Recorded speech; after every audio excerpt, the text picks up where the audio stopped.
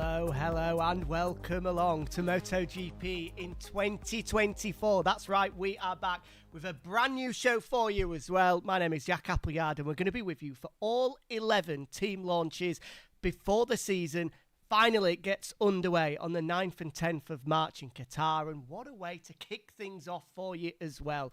The Gresini Racing launch, where we'll see Marc Marquez walk out as a non-Repsol Honda rider for the first time in his Premier Class career. Is this the start officially of Marc Marquez's quest to become a 9-time world champion? Of course, we're going to be talking about that, plus much more over the next couple of hours. We are just under half an hour away from the team presentation officially getting underway live in Riccione, Italy. We'll be crossing there live very shortly indeed to speak with our man on the ground, Conor Doherty. Plus, we'll be chatting to lots of people in the know about what we can expect not only today but over the coming 22 rounds in 2024. But as I say, this is the first of 11 team launches, so let's take a look at what's going to be coming up over the next weeks and months before that all-important round number 1 in Qatar. Saturday, January 20th, as I'm sure you're aware by now, means that it all kicks off in Italy for the Gresini Racing launch, and they come thick and fast after that. On Monday, time for the world champion to officially unveil his 2024 machine. Will he have the number 1 plate again? You would imagine he will do. We'll find out and hear from Pecco Bagnaia on Monday. 10 a.m. we'll be live for that one. Only have to wait another couple of days after that, where we'll hear the Pertamina Enduro VR46 boys chat. Of course, Fabio Di Gianantonio moving across to that squad for 2024. Newly rebranded, of course, so a new livery there, we imagine. And then on Friday night, live in LA, the Trackhouse Racing Aprilia launch. A brand new team. It's going to be quite a glitzy and glamorous event as well. We're going to be with you from Saturday, 2 o'clock, our time here in Barcelona, to pick up all of the reaction from the event, which is live through the middle of the night for us in Europe on Friday evening, in LA, California. And as I say, we'll be with you on Saturday to bring you a roundup of action and hear from both Miguel Oliveira and Raul Fernandez. Then, the Monday following that, the 29th, time for Pedro Acosta to be officially unveiled as a MotoGP rider. We'll be getting reaction to the Tech Trois Gas launch on Monday, the 29th. Bit of a break then, because it's time to go testing the Sepang Shakedown, which, of course, this year with the new concessions, we'll see both Repsol Honda and the Monster Energy Yamaha squad in action on the 1st, 2nd and 3rd of Feb. Before then, it's time for Alex Rins and Fabio Quartararo to pull the covers off their Yamaha M1 on Monday, the 5th of Feb. And then look at that, that's a blockbuster week as we build up to the Qatar test as well. On the Monday, the 12th of Feb, Red Bull KTM Factory Racing. Tuesday, the 13th, Repsol Honda. Thursday, the 15th, LCR Honda. And then just before the Qatar test gets underway, the final test of the year before we go racing on the 19th and 20th of March, we'll be with you live from Qatar for the Aprilia Racing launch. And the final one, the man that was runner-up last year, can he go one better this year? We will have to wait and see. Jorge Martin now with new teammate Franco Morbidelli on the 28th of February. That's a special one as well. I'm going to be live with you from Abu Dhabi ahead of one of the Formula One rounds, of course. A bit of a partnership there between Paolo Campanotti and his good friend Stefano Domenicali. So the Pramac boys are going to be out in Abu Dhabi in the F1 paddock, and we'll be there as well. A bit of a crossover for you, a special one, an exciting one to kick things off for the satellite Ducati squad. Right, what's coming up tonight then? I already told you, 25 minutes time, we're going to be live in Riccione for the official presentation. Before that, though, we're going to be crossing to Conor Doherty in Riccione just to set the scene for us. We'll also be hearing from TNT Sports' very own Gavin Emmett in around 10 minutes time as well to get his thoughts ahead of Marc Marquez and Alex Marquez's big 2024 ahead of them. Following the conclusion of the presentation, we'll catch up with Gav again just to get his first thoughts on the brand new livery. And this is a special one-off because of the amount of media interest there in Italy at the moment. There's going to be a live press conference around 7:20 we anticipate, where both Marc and Alex will be chatting to the media. We'll also be hearing live from not only Marc and Alex Marquez, team boss Michele Massini, Frankie Carcetti, who of course is going to be Marc's new crew chief for this year. They'll all be chatting to us live from Riccione before we round things off with our expert eye, courtesy of MotoGP's very own strawberry blonde bombshell Jack Gorst. He's going to be coming and joining me in the studio just to the right of me here to chat away and round off everything that we've seen. A couple of hours of back-to-back excitement, chat, analysis, reaction ahead of this. Arguably, you would have to say, one of the biggest MotoGP team presentations for quite some time, potentially ever. We'll let you decide on that one, and you can get involved throughout the show as well. Send us a tweet, as we're going to have a look on social media now, or if you're watching us on YouTube, on Twitch, on TikTok, get involved in the chat, give us your thoughts. We're going to be reacting to all of your comments as we go throughout the show as well. Right, let's see what you guys have been saying on social media, or in particular, what the Gresini Racing boys have been saying to build up this huge year for them. Facciamo un cinema is the hashtag they've been rolling with ever since Marc was announced in around September, October at the Indonesian Grand Prix, of course it was.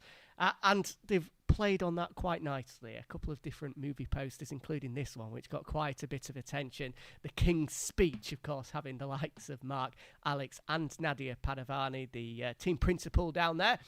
Of course, they couldn't post this until January 1st. They teased us a couple of days beforehand with just half of it on Alex's side. And then suddenly, on January 1st, once Marc's Repsol Honda contract had come to an end, they could officially show him on their own socials then, which they took great delight in doing. The boys were there yesterday, checking out the Gresini Racing factory, which is just a stone's throw away from Riccione on the Italian coast. And they were getting used to their new surroundings. And importantly as well, I mean, this was quite a big thing. Marc Marquez, not only in the Gresini Racing sort of museum, where a few of Fausto's old bikes and levers and helmets you can see in the background as well, but it was also down at the Ducati factory. You might have seen on his own social medias, jumping on Loris Capirosi's old machine. I mean, who would have thought that Marc Marquez would have been in a Gresini, not only on a Gresini Ducati bike, but in the Ducati factory 12 months ago. But it is happening, and it's about to happen in about 20 minutes' time. This is the final one as well that they posted earlier today, La Grande Bellezza, with Nadia front and centre. What a year it is for her. Right, let's cross over live then for the very first time to our man on the ground, Connor Doherty. What a shift he's put in today. 4 a.m. the alarm went off for him and the team to travel over to Italy. There he is. You wouldn't be able to tell the fact that he was up at 4 a.m. this morning. You're looking sprightly, mate. Talk us through the atmosphere. It's in an Italian disco or a nightclub, I believe. So perfect setting for you. It is. You know me too well, Jack. It is. It's an Italian disco. It's called Coco Rico. And if you were going to build hype, this is the kind of place that's absolutely perfect for it. Everyone's just left the Moto2 and the Moto E presentation, and they're coming this way through to the MotoGP presentation. And the excitement really is building here.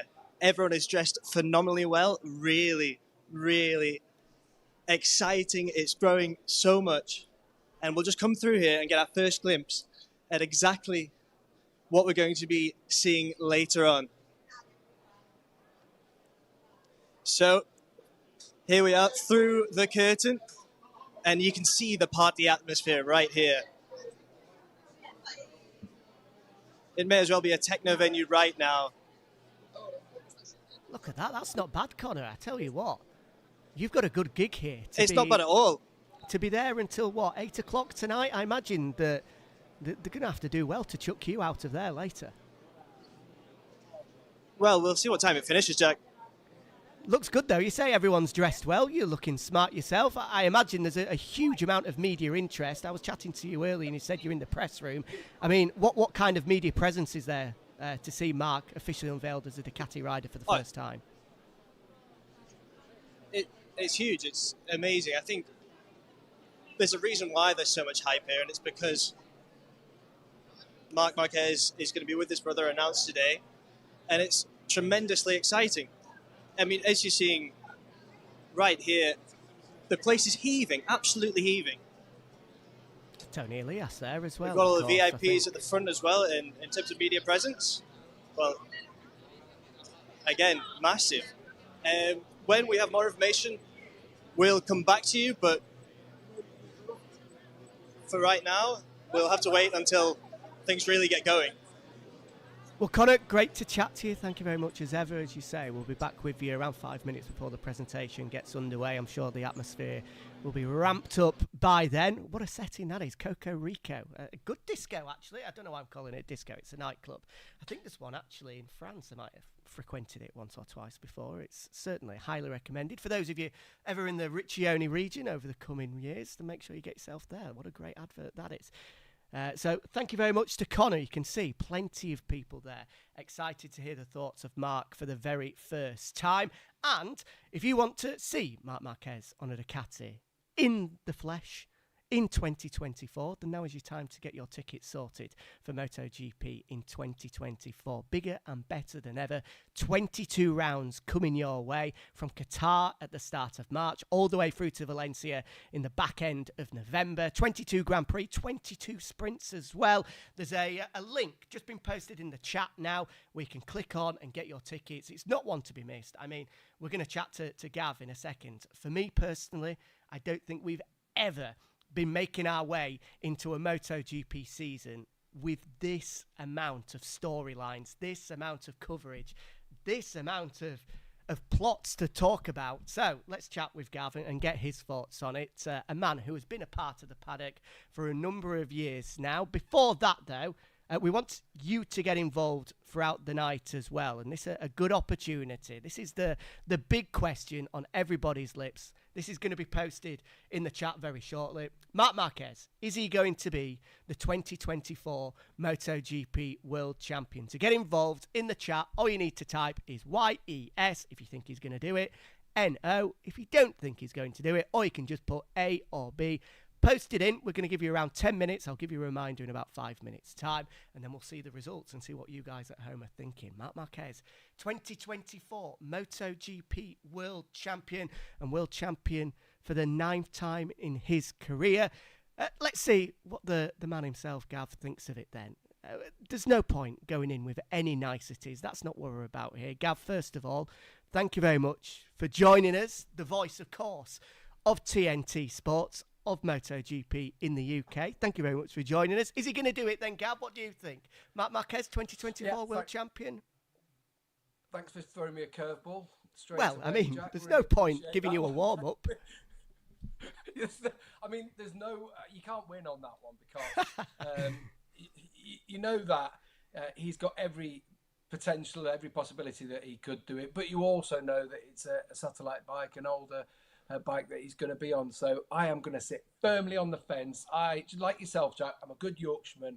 I've got very short arms, very deep pockets, and I will not be dipping in to put my money where my mouth is on saying if he will or not, won't. What I will say, though, that the Gresini team, Facciamo un Cinema, making a big cinema production out of all this. I'm expecting it to be more Gladiator 2 than Dumb and Dumber. Honestly, that's what I'm saying for this year. I genuinely, I think you have to be just daft to think that Marc Marquez won't be up the sharp end at points throughout the year. Bearing in mind that everyone who has ridden that Gresini bike, the Ducati, since they switched to Ducati, has won or has been in there. So you talk about Andrea Bastianini, Fabio Di Antonio, and Alex Marquez himself in sprints.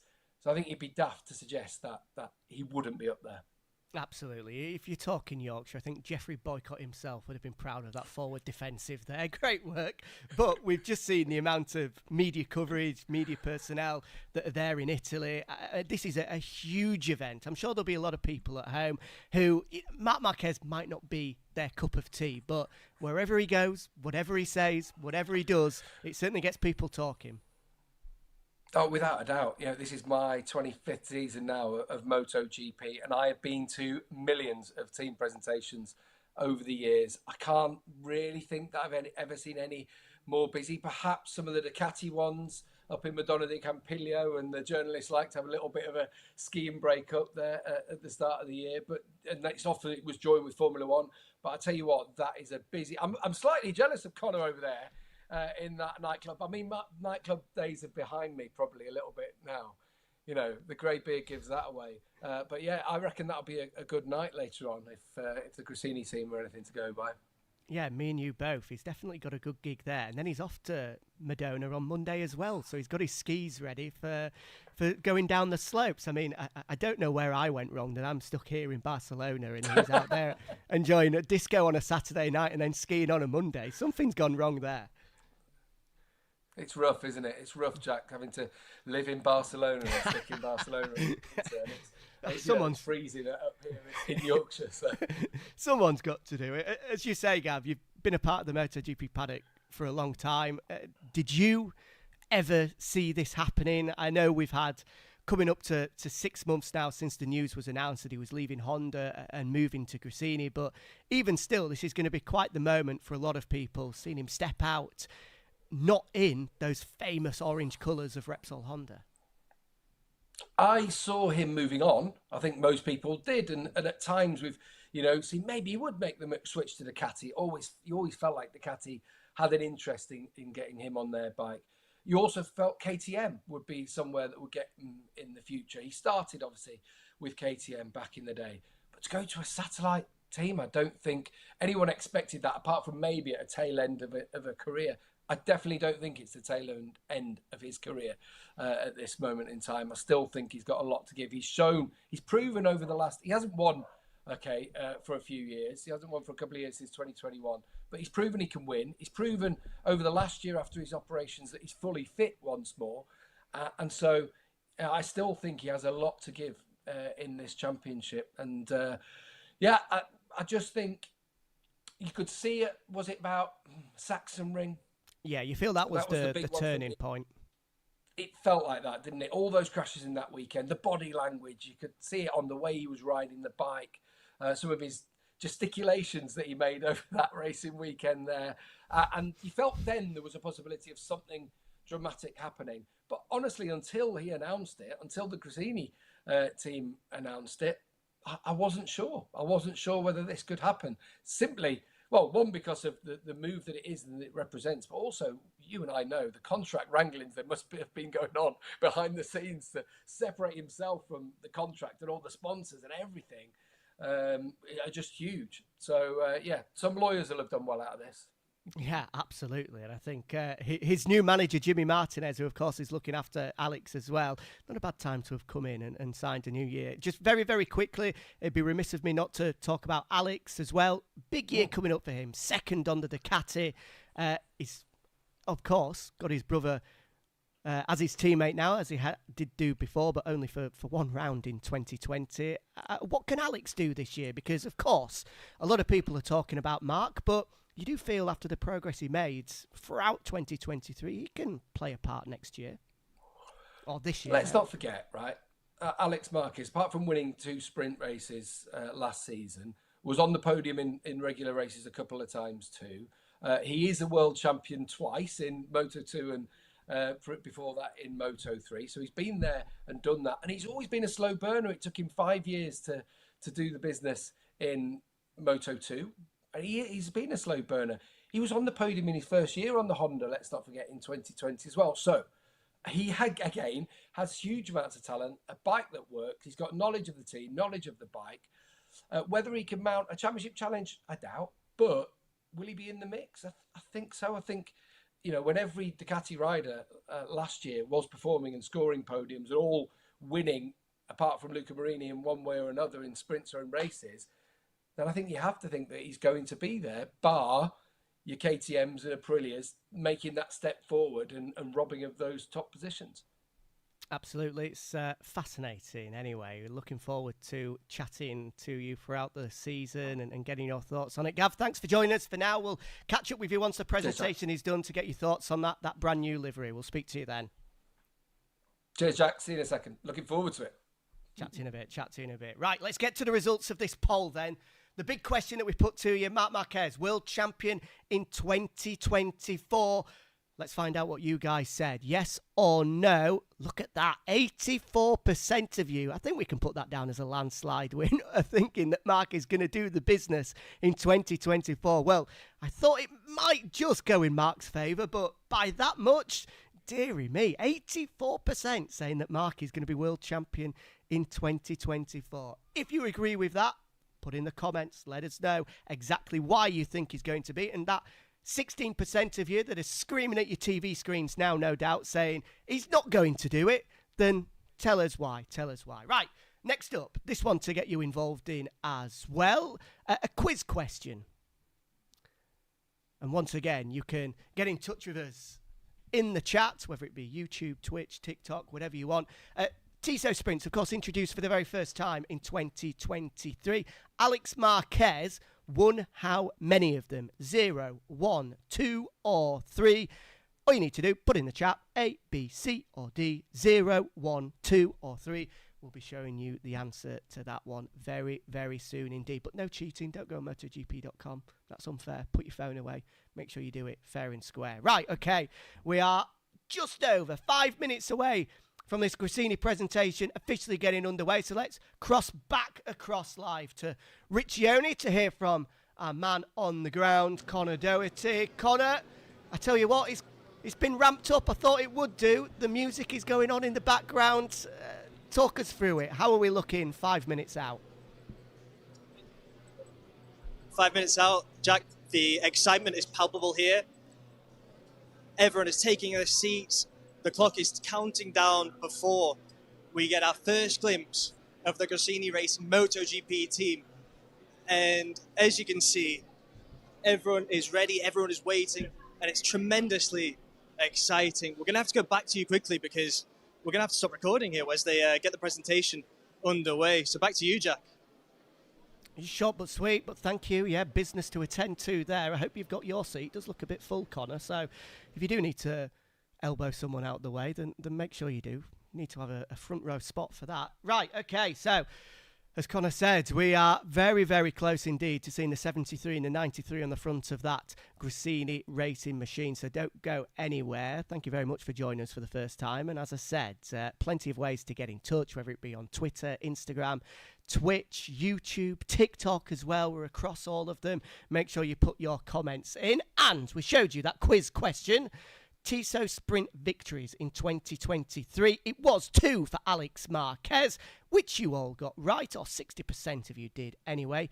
35% going with 1, 5% going with 3, but well done to the 60% of you that went with 2. Of course, those victories coming at Silverstone at the British Grand Prix, and then in Malaysia as well. That Malaysian ride, right at the back end of the season, I think is going to be one that he's really going to be hoping to build on this year. And of course, picked up the podium earlier in the year in the Grand Prix in Argentina as well. A memorable day there where Marco Bezzecchi had his first Premier Class win. Not too long until we're in Argentina, of course. And as we said, make sure you do look at getting your tickets sorted for 2024. It's going to be a blockbuster year. Facciamo un cinema is what Gresini have been saying. Let's make a cinema, a big show out of it. And certainly that's what we think is going to be coming your way as well. So, Alex Marquez, we do need to chat about him. I know a lot of you at home are big fans of Alex, as Gav said, a 2-time world champion, and over the past couple of weeks and months has been overshadowed ever so slightly by the arrival of his brother in the new team. But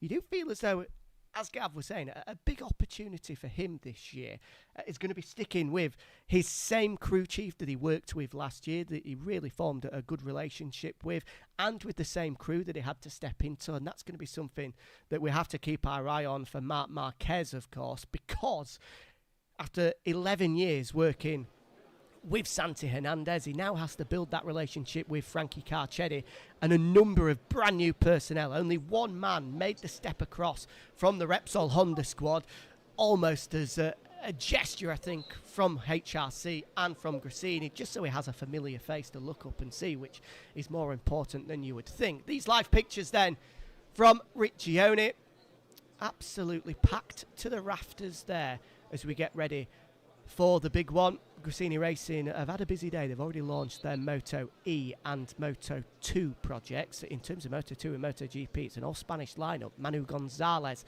and Alberto Arenas have now been officially unveiled as part of their Moto 2 squad, and I think they're hoping, certainly with Manu Gonzalez, who in the back end of last year had some really good performances in Moto 2, that they could well be championship contenders, not only in Moto GP, but in Moto 2 as well. I know there's quite a few media personnel in attendance there as well.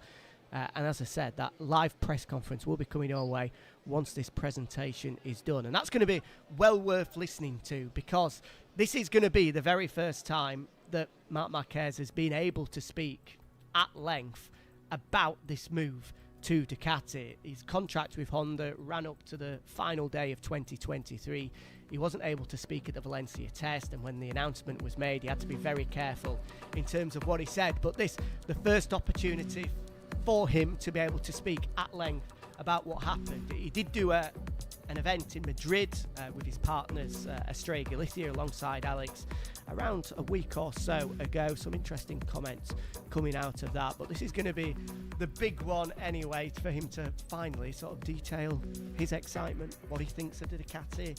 Of course, the image that went global, trended worldwide, was when he took his helmet off after that first run and that wry smile came across his face. I think he did say that more than anything else was not of satisfaction, was not an ego thing, was actually of relief, of okay, although so many riders have jumped on a Ducati and have been successful, still there's always going to be those butterflies and those nerves and that doubt there that this is going to be the right move for him. And that smile, he said, was his indicator, and his emotions shining through that, okay, I have made the right move here. It was certainly an image that was, brilliantly captured by our camera guys here, and then instantly went worldwide and trended globally as well, as you can imagine. And, of course, in that test, didn't take top spot, as was predicted by the world champion Padovani. Fourth in the end, but was pretty close to top spot, and certainly let everybody know and let everybody stew over the winter months that he's going to be a contender this coming season. Right, 20 seconds away then before we get the show underway. I'm going to be chatting away throughout all of it. Often these team presentations, not to put you off it too much, but they can drag on a little bit. I mean, the Gresini Racing guys, not for them in particular, but for a few others, have to attend to sponsors. But let's see how this one goes.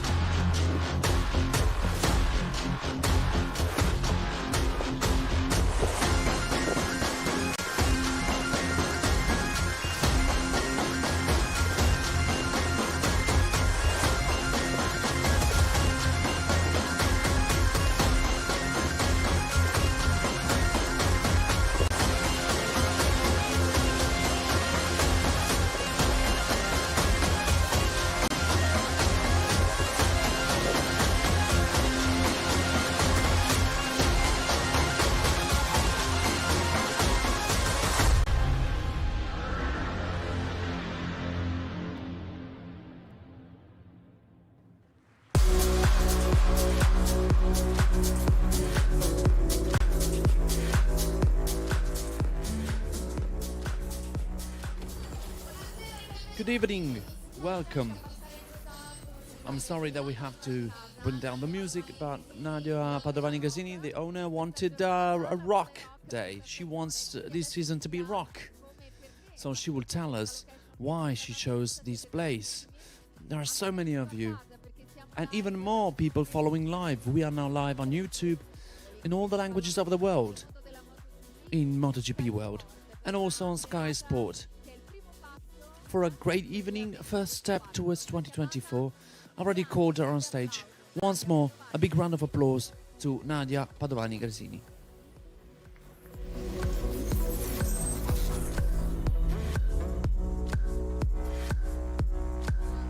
Hey there.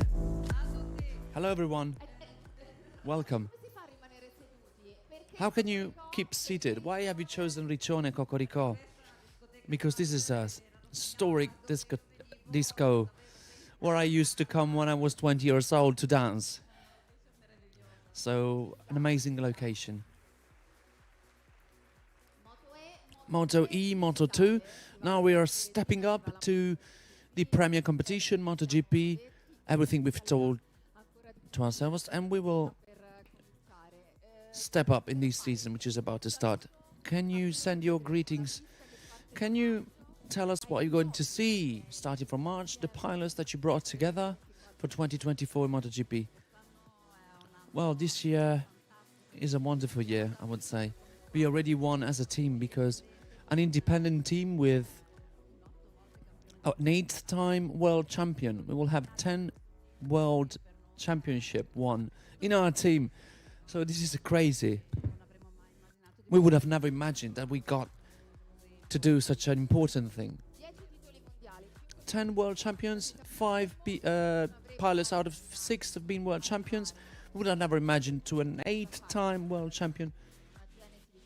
Can you explain us how this came about? We've been in contact. I talked to the guys in my team, and we thought that clearly Marc had a contract in 2024 with Honda, so it wasn't something that we could be giving for granted for them to let him go. We decided to wait for him, so we got to October when we didn't have any hope left, let's say, but we got to the result we wanted, and we brought him here. And we're going to hear him in a while. He, alongside his brother Alex, they met once again for this new adventure with you. 10 world champion. And what about the pressure? Do you have more pressure, or are you willing to start? No, I want to start. Because we can't wait to be on track with these pilots and to see how far we can go this year. Makes sense? We can't wait as well. We can't wait to see the bikes and to have a little chat with them. Thank you again, Nadia. There we go. Well done, Nadia. Interesting to get her thoughts on how it all came together. What a start, by the way. I mean, not only am I disappointed not to be in Riccione, disappointed not to have got the call up for that dance at the start. Right? Fair play to those boys, in great shape. Right, what have we got coming up now? Definitely making the most of their nightclub environment.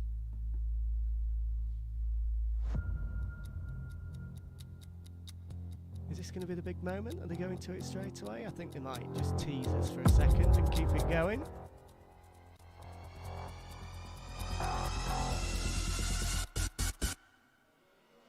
Oh, a bit more dancing. Getting the money's worth out of these boys.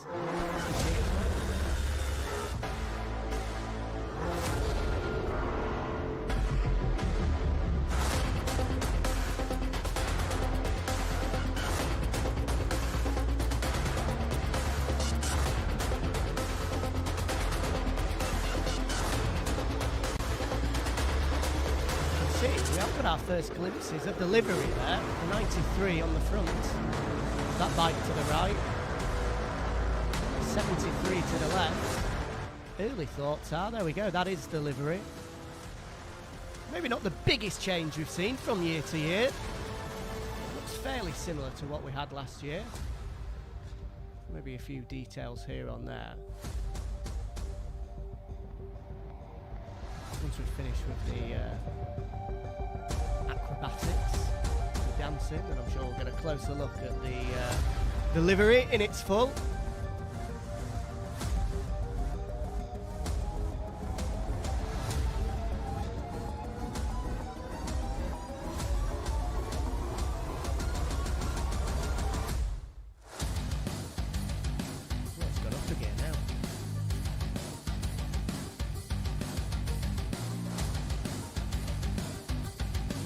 Exactly what I'm picturing Conor Doherty to be like around 10 o'clock tonight in Coco Rico's Rich Gavin.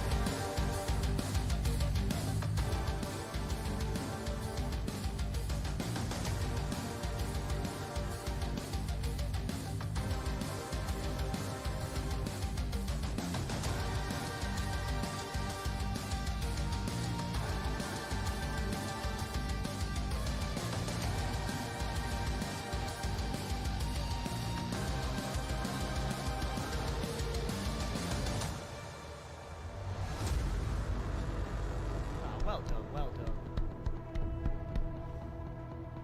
I thought that was the end. We're still going. We are going to see the bike shortly, I think, but I mean, they're extremely talented. I don't think I could move like that, so keep them going for as long as they want to. They will tire out eventually, though, moving around like that. Although, to be fair, looking at the shape they're in, they may well have another 10 minutes to go.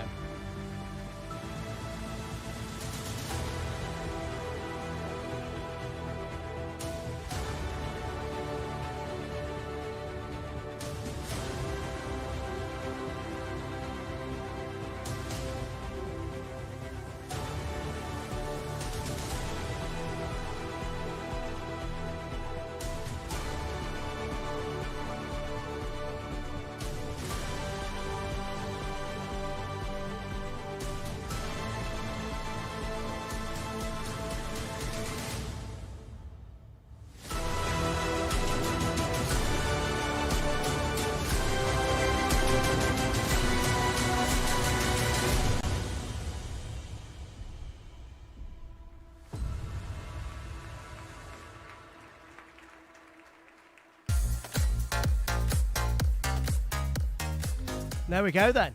That is the 2024 Gresini racing machine. Colours pretty similar to what we had last year. Really small for you to see these bikes. Few detail changes though. We'll do this with the pilots. Let's hear what Marc and Alex have got to say then the best here. Sensation. And of course, get your thoughts in the Alex comments and in the Marc chat. Marquez. Let us know what you think of this brand new for the livery. beauties, Pretty similar, I beauty of think the we have to eye, say, to what we saw last year. to try and go beyond, because few there little are many, details, a many few little technicians tweaks on stage. here and there, Romantic but ones like me and technicians. certainly I didn't mind last year's one. I Let thought us it get looked quite into nice. more specific details about these two bikes that you're going to see on the track.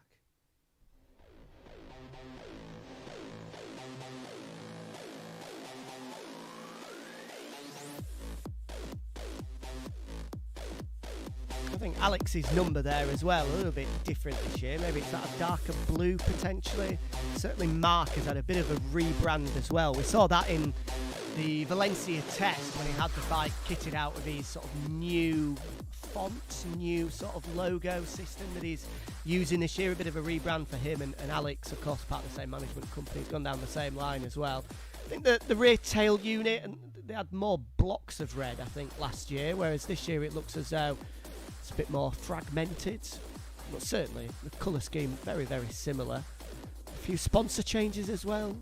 Just working off memory here, but Astraga Lithia potentially a little bit more prominent, of course, given their ties. And that's that new number for Marc as well. So it's a little bit different to what he had last year. And of course, once the guys walk out, we'll be able to see leathers and helmet as well, just to see how that matches up. Because of course, last year, a few people on social media making some jokes and poking fun out of the fact that it was sort of red trousers and a blue top. It was definitely too colour coded, the leathers, but maybe that will be a bit more mix and match this year. Here come the guys then, I imagine. Is this going to be the moment we hear from both Alex and Marc? A few seconds. Can't be too far away. A couple of seconds, there we go. To make you see the specifics of the bikes that are ready to So remember, go guys, really in the fast chat, and give us your to thoughts, achieve give us your great. comments. As soon as this The finishes, decorations, we'll be going to that. We'll be everything that checking we out heard exactly what you guys think made of us it. If it's speak a positive, lot. great. And If you don't also like it, the let us know. arrival Don't of worry. Marc It's a Marquez safe was space. You can was tell us also exactly something what you think. important. No judging here. Let us then call on stage Carlo Right, here we Merlini go then. and Michele Mazzini. Carlo Merlini, who of course is the commercial director at Gresini Racing, and Michele Mazzini, who is team boss as well. Two great guys, I have to say. In my Carlo job, Michele, usual job in pit lane, have the so opportunity to sports speak to director and Michele a commercial lot, and and then marketing director. Carlo And Merlini us, quite a bit as well. And the I have to say, person two that is great wiser. Let us characters. pick the person that is and I wiser. know for a fact Is that that these is the guys one? are You are the one who's more excited aged. for what's to come this You year. can reply. Carlo has Let been a it be, part of let it be. Gresini Racing for Okay, help a us number of years, since the very to beginning. get Was very, very close to from your Fausto, point of view, who of course I'm sure is looking down and we will today. move with on to the a look paddock of with astonishment your colleague. at the fact that he's got both Marquez brothers as part of his squad. But 2024. Carlo has certainly Season, taken on an goals, important and role also now criticisms. alongside Nadia. Because So there's let's see what beautiful he's things. got to I say. imagine that there are also difficulties to be faced up to. How can we describe it? This is a special season. It is special when we have such a strong project on track with Alex, Marc, with 10 World Championship won. And I have to say, sometimes I still can't believe it. I sometimes go through the film from the beginning, from the first phone calls with Alex and Marc management until the signature and the announcement in Indonesia, with all the intermediate steps that we had. As you can imagine, there were happy moments and also sadder moments. Moments where things didn't seem to be that easy. We started dreaming. And as this is always the case, dreams are really the engine of everything. Are those dreams that make things come true. And important things as well. But this dream, we started to dig it. We were almost terrified that we could wake up one day, open our eyes, and witness that we were dreaming and it wasn't the real reality. We wanted to be dreamers that with commitment, engagement and passion are able to deliver, to make things happen for real. This is exactly what happened to me and to all of us. It was a journey, a beautiful journey. Also from my emotion, on a professional point of view, sometimes we look at Nadia, Michele, we look at ourselves and we say, go figure what would have happened if we didn't try. So we're all pretty moved. Okay, I'll leave you with your emotions and I'll be back because we will get to the more practical thing. How your days have changed. Not only your night shifts. Michele, you've been a lifetime in Gresini. You've seen a lot of things happening. You brought the markets, family together in 2024. What is the first thing off your chest?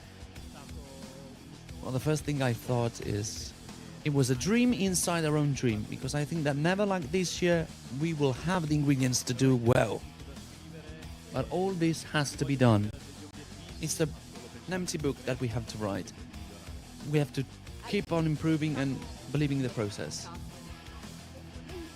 And together, how are them, Marc and Alex? We will ask them too.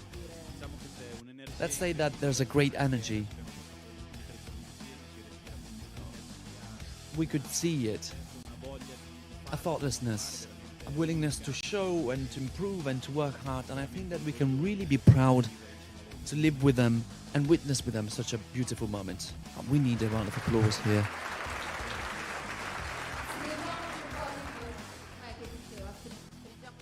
Well, let's get closer. Let us get back to the hardships, because there are dreams. I will never like to wake up, and then it's the reality.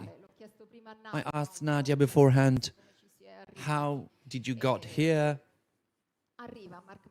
Marc Marquez come to Gresini, you meet Alex. and how did this change in terms of sponsors? And how did your days change, Carlo? Well, Carlo had such demanding days, indeed. I can confirm that. A lot of happiness, cheerfulness. And this is normal when you have a big project like that, with two big pilots like them, with the 10 World Championship won. So that was important for us. We needed to have on board the companies that were with us already for a long time. And I want to thank them from the bottom of my heart to be by our side, both in good times and in bad times. And we call it Gresini family because that's the way we see them. And I want to welcome also all the companies that came on board this year. For them, we want to send our thank, the trust towards our project. So, what can I say? A lot of happiness and enthusiasm from the beginning. I hope and I trust that this will go on throughout the season. And I don't say anything else. And he shuts up. And I let you finish with that. You actually were grown up with bikes. You've seen and lived many, many things. How did your job change, bringing an 8-time world champion? Let's say that having Marc and Alex in our team is an added value, because I believe that we have the best technical packet, so to say, but we believe that the human part also plays an important role. And having two people that know each other well, who knows well than true brothers? I don't want to say that this is easier for us on a sports point of view, but it's easier for us to get to know them because they know themselves better. And it's the best way to solve problems. Thank you, both of you. Have a nice evening. You can go back to your seats, because now we'll have other statements, other declarations with whom we will speak, and we will see a bit in the details. Their bikes, it's the second season here, the temperature goes up. He said this is going to be a fundamental season for me. I don't say it myself, but Alex Marquez did.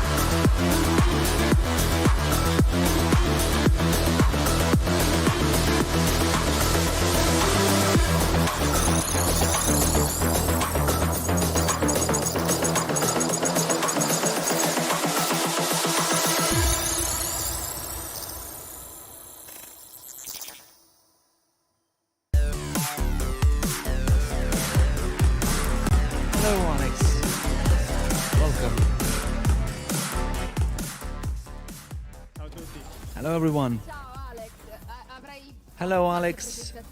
You made a lot of presentations. You had amazing evenings. Could you expect such a presentation? This is a huge presentation. I have to congratulate with all the guys, Nadia and the Gresini event for such an amazing presentation. I quoted your words. This is your second season. It's going to be a fundamental one. What is the upgrade that you did? How did you work during the winter? Explain to us a bit. And then we'll see your bike. Yes, I came last year in such a difficult moment in my sporting career because the first 2 years were hard, didn't got any results really. But I believed in this project, in this bike, in this team especially, this family, which is something that I really liked. And this has been a good season, I think, overall. We made mistakes and we have to fix them. But the first year with the new bike is also like that. We finished the season really well with important results. And now it is time for us to start from scratch, but with the experience that we got from last year, which is important indeed. Let us get closer to your travel companion, who knows it better than you. By having a look at it, do you put your goals in the mic, the contestants that you're going to have in MotoGP, and that will take into account also the emotive part. I don't want to say a position or a result. We have to do an evolution from the previous year. And then we changed the number. It's cool the way it is now. I like the layout. And we have to be fast, and we have to be among the first positions. Yes, you have to be in the first positions. But now, if you were to be in the first positions, even like you should be before your brother, what would you do? You would go to the end. He won a lot already, my brother, so I will think about myself.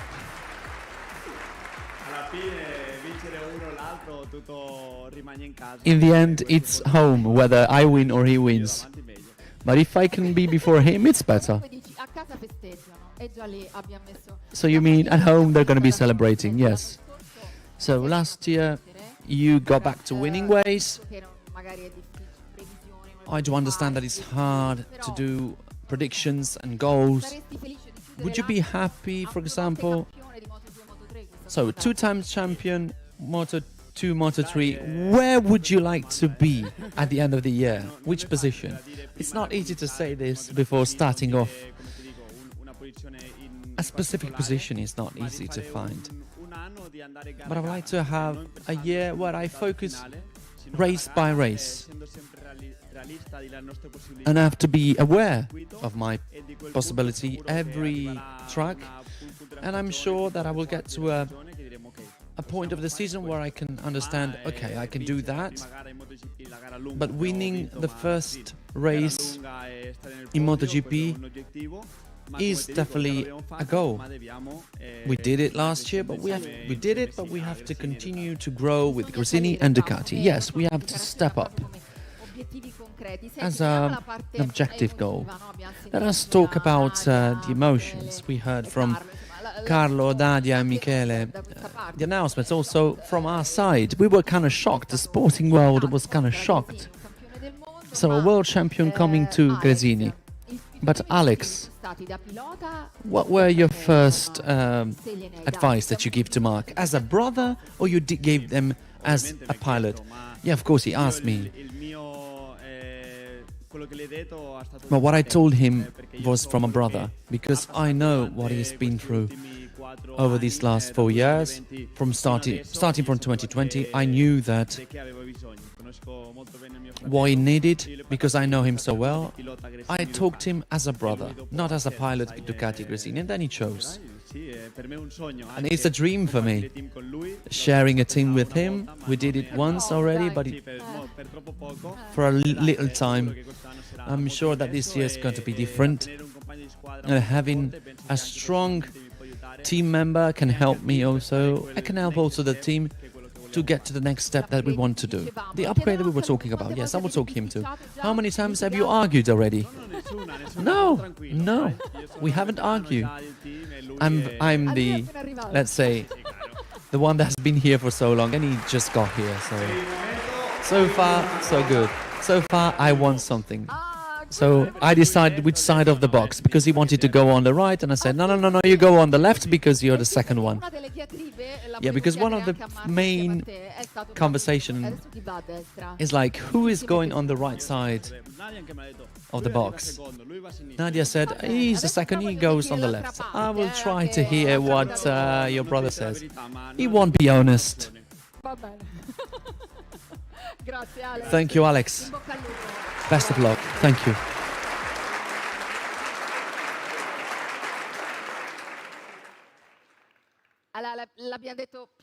We said it many times, and I imagine you too, when you heard that Marquez was to join Gresini Racing, that the Marquez family would have got together. I imagine that this must have hit you, either or not.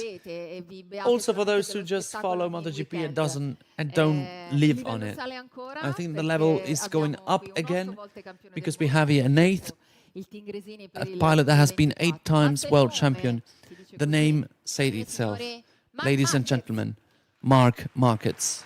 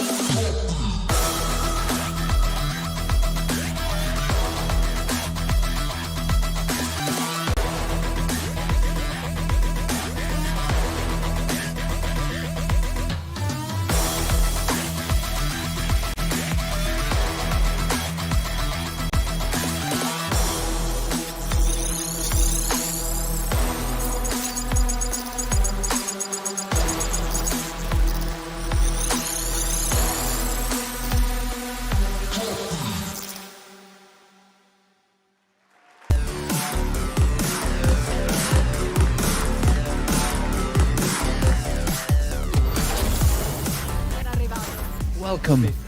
Hello everyone. Marc, ciao. Ciao, ciao a tutti. Hello Marc. This wonderful rock music.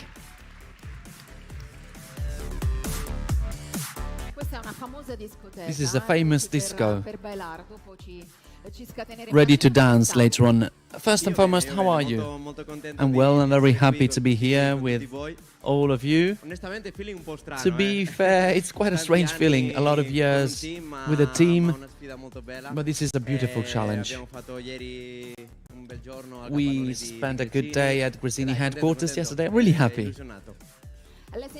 Emotioned.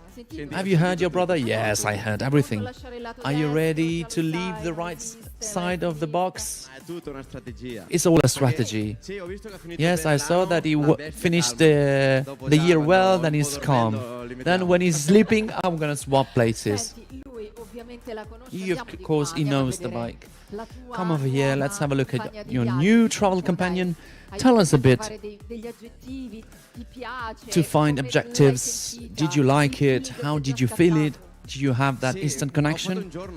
I only spent a day, 50 laps. I felt good, but I'm curious and eager. And I have the greed to go to Malaysia test and go on and on. It's quite difficult for me. I want to understand the team. But I'm like a child with the new shoes. Do you say this in Italy as well? We do say that in Spain. I'm like a child with new shoes that wants to try to learn new things. A new child with new shoes. You said something else. I want to feel butterfly in my stomach. I want to have fun again. This is a bit my objective. This is why I changed. This is why I embark on this journey. I did a lot. I won a lot, but the last 3-4 years have been quite hard for me. I'm trying to find something different, something I never felt before. Having fun again on a bike. And Gresini team was the only one that waited for me, gave me my time.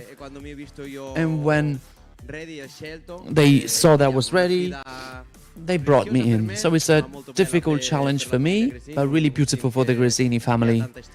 Such an historical team.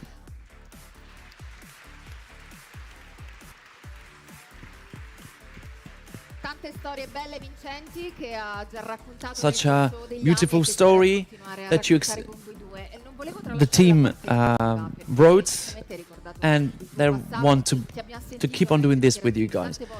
So we heard you many times in your declarations the importance of human relations. I know that you flew together with your brother. You've been here for 48 years.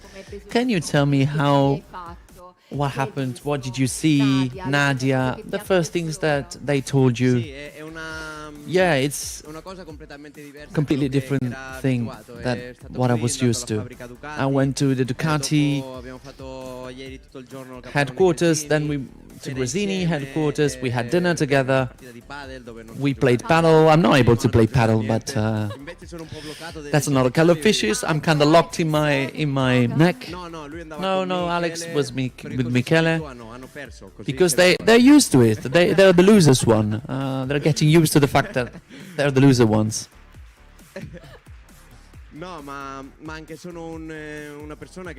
I'm someone that really likes to build family, to get close with the team. As you know, I have a lot of friends in Repsol, Honda, but now Gresini are amazing people, and let's try to start and have amazing year, because you eat too fast and you don't feel well. You know, that's another saying that we have. You have to go little by little in feats and start and trying to get back to the funny side of it. So we started with the 50 laps, then we're going to have the test and the first weekend, the 10th of March. But let us look at the track, your contestant. Something else that you said is I have to see the way they do. I have to adapt to the bike, and I have to see how my rivals, my opponents work. Who are the ones that want to be taken into account? I think that the hardest opponent on myself is myself, because I have to think about myself. The expectation is high, the illusion is very high, but I know that I have to work tirelessly with my team in my box to do what we can do. But of course, when someone got to Honda, they thought of me, and I got to Ducati, and my focus is Bagnaia and Martin, the best ones. I have to understand and learn a lot from them to finally be able to drive this bike. Such an incredible year. You have opponents in Ducati, and you have an opponent in your own family in the team. Shall we call him? You can call him Alex. If you have the guts, come here. Yes, but you go to the left.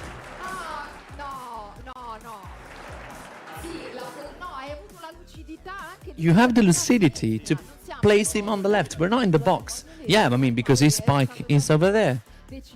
So everything had been decided. So a new season is about to start. MotoGP of Gresini team. Make a wish to the other. What do you wish for, Marc?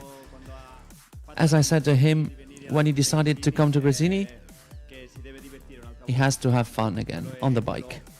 That is my best wish. I wish that he has fun again, and he has 100% motivation, and he can fight, not only win, and drive the bike the way he wants, and having fun, and feeling once again the butterfly in your stomach. What is your wish to him, Alex? I wish him the best, but especially what I say to him is, you are a MotoGP pilot, you have your possibility, he's strong, he has been 2 times world champion, and I believe that he finished this year really well, but without pressure. One last thing. This is my curiosity. Would you also be able to win with a tricycle? No, not with a tricycle. I think that 2023 kind of proved it that I'm not able. I didn't want any race, so we have to go in feats and start little by little. It's been 2 years since I won the last competition, so we have to go little by little. If he says so, we can believe it. Marc Marquez, Alex Marquez, thank you very much.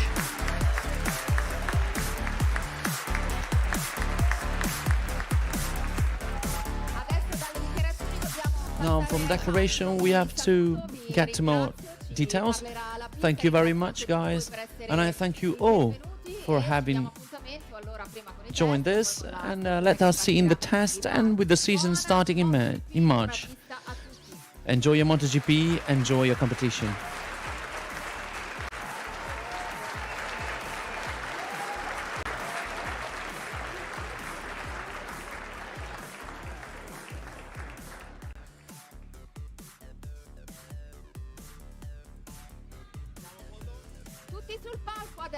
Everyone on stage now, it's not over.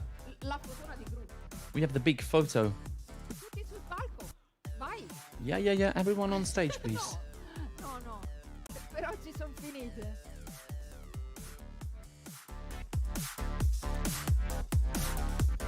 So che dobbiamo riempirlo il palco. We have to fill the stage, so come on up.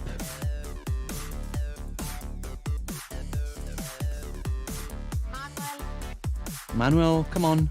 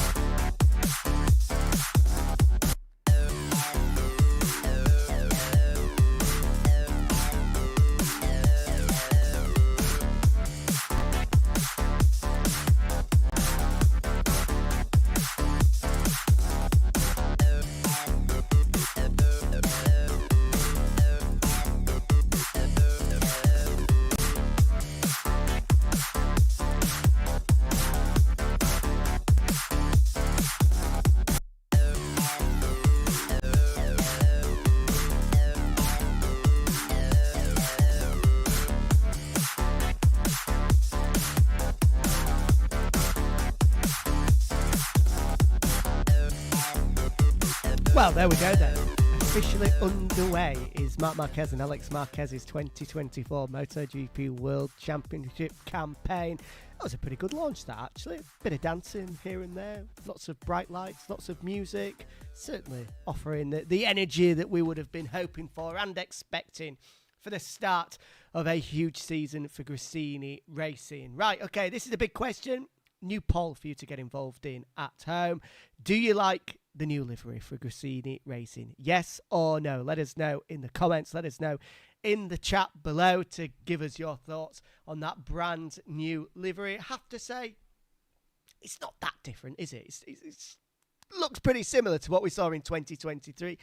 Maybe, I'm sure some of you out there will already be looking through it with a fine tooth comb to be able to pick out the very small differences, but on the whole it's a very similar look to what we had in 2023, but you do get the feeling that we may well be seeing it a little bit more frequently than what we saw it in 2023. So there we go. Get involved. Let us know in the chat. What do you make of that brand new livery for Gresini Racing in 2024? Right, okay, let's go back across and get the immediate thoughts and reaction to TNT Sports' very own Gavin Emmett before we hear from both Marc and Alex in a little bit more detail for a live press conference. That was a nice way to kick things off, Gav. It was certainly had the glitz and the glamour that we were hoping for. It was lively, wasn't it? All that dancing at the start. Tops off for the lads. I honestly, at one moment, I thought it was Marc and Alex dancing around the stage. I was a bit shocking about when I saw all that going on. Anyway, look, it was obviously lots of glitz and glamour start of the year. Gresini team doing it in that nightclub there in Riccioli. We've all been there. We've been to events there over the years. And yeah, why not? Why not to kick off the season? It does feel, though, doesn't it? 2024 has finally started. When you get a presentation like that. But it looked very 2023, the bike, didn't it? Really similar. The only thing I could see was the Australia Galicia sponsorship, the beer sponsorship, moving up onto the front fairing of the bike. But apart from that, very, very similar. Still got those red dungarees on. That it looked like the Gresini, the way the leathers are on the riders. So very similar. Some people were disappointed, expecting more sponsors perhaps to have come across. But if you like last year's, you're going to like this year's.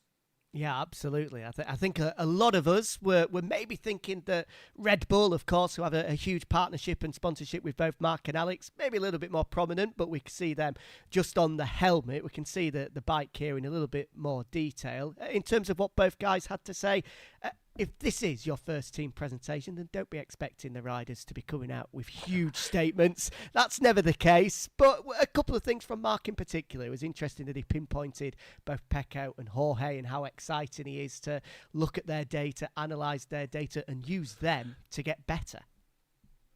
The thing is, up in front of the press, Marc comments, very humble comments, I'm going to be learning. I've got to learn off Pecco and learn off Jorge too. But deep down, he's thinking, I'm going to beat them. That's exactly what he's thinking. Being able to see their data, see what they do, how they're making the difference, and he'll fancy his chances of going up there. But, he's great in front of the cameras. And I like the little brother rivalry over sides of the garage. Obviously, it doesn't make a blind bit of difference over to how they perform on the track. But I like to see that Alex has got the upper hand on that first battle between them. It's a superstitious thing, though. A couple of riders, especially for Marc, he's been on that same side of the garage for pretty much all of his career, certainly in Repsol Honda and when he had teammates in Moto 125s as it was. So riders, as we know, are very superstitious creatures at times. They have to put one glove on first. They have to put one boot on first. They have to wear, in some cases, unfortunately, the same pair of underpants for every Grand Prix. So that's a big change for Marc.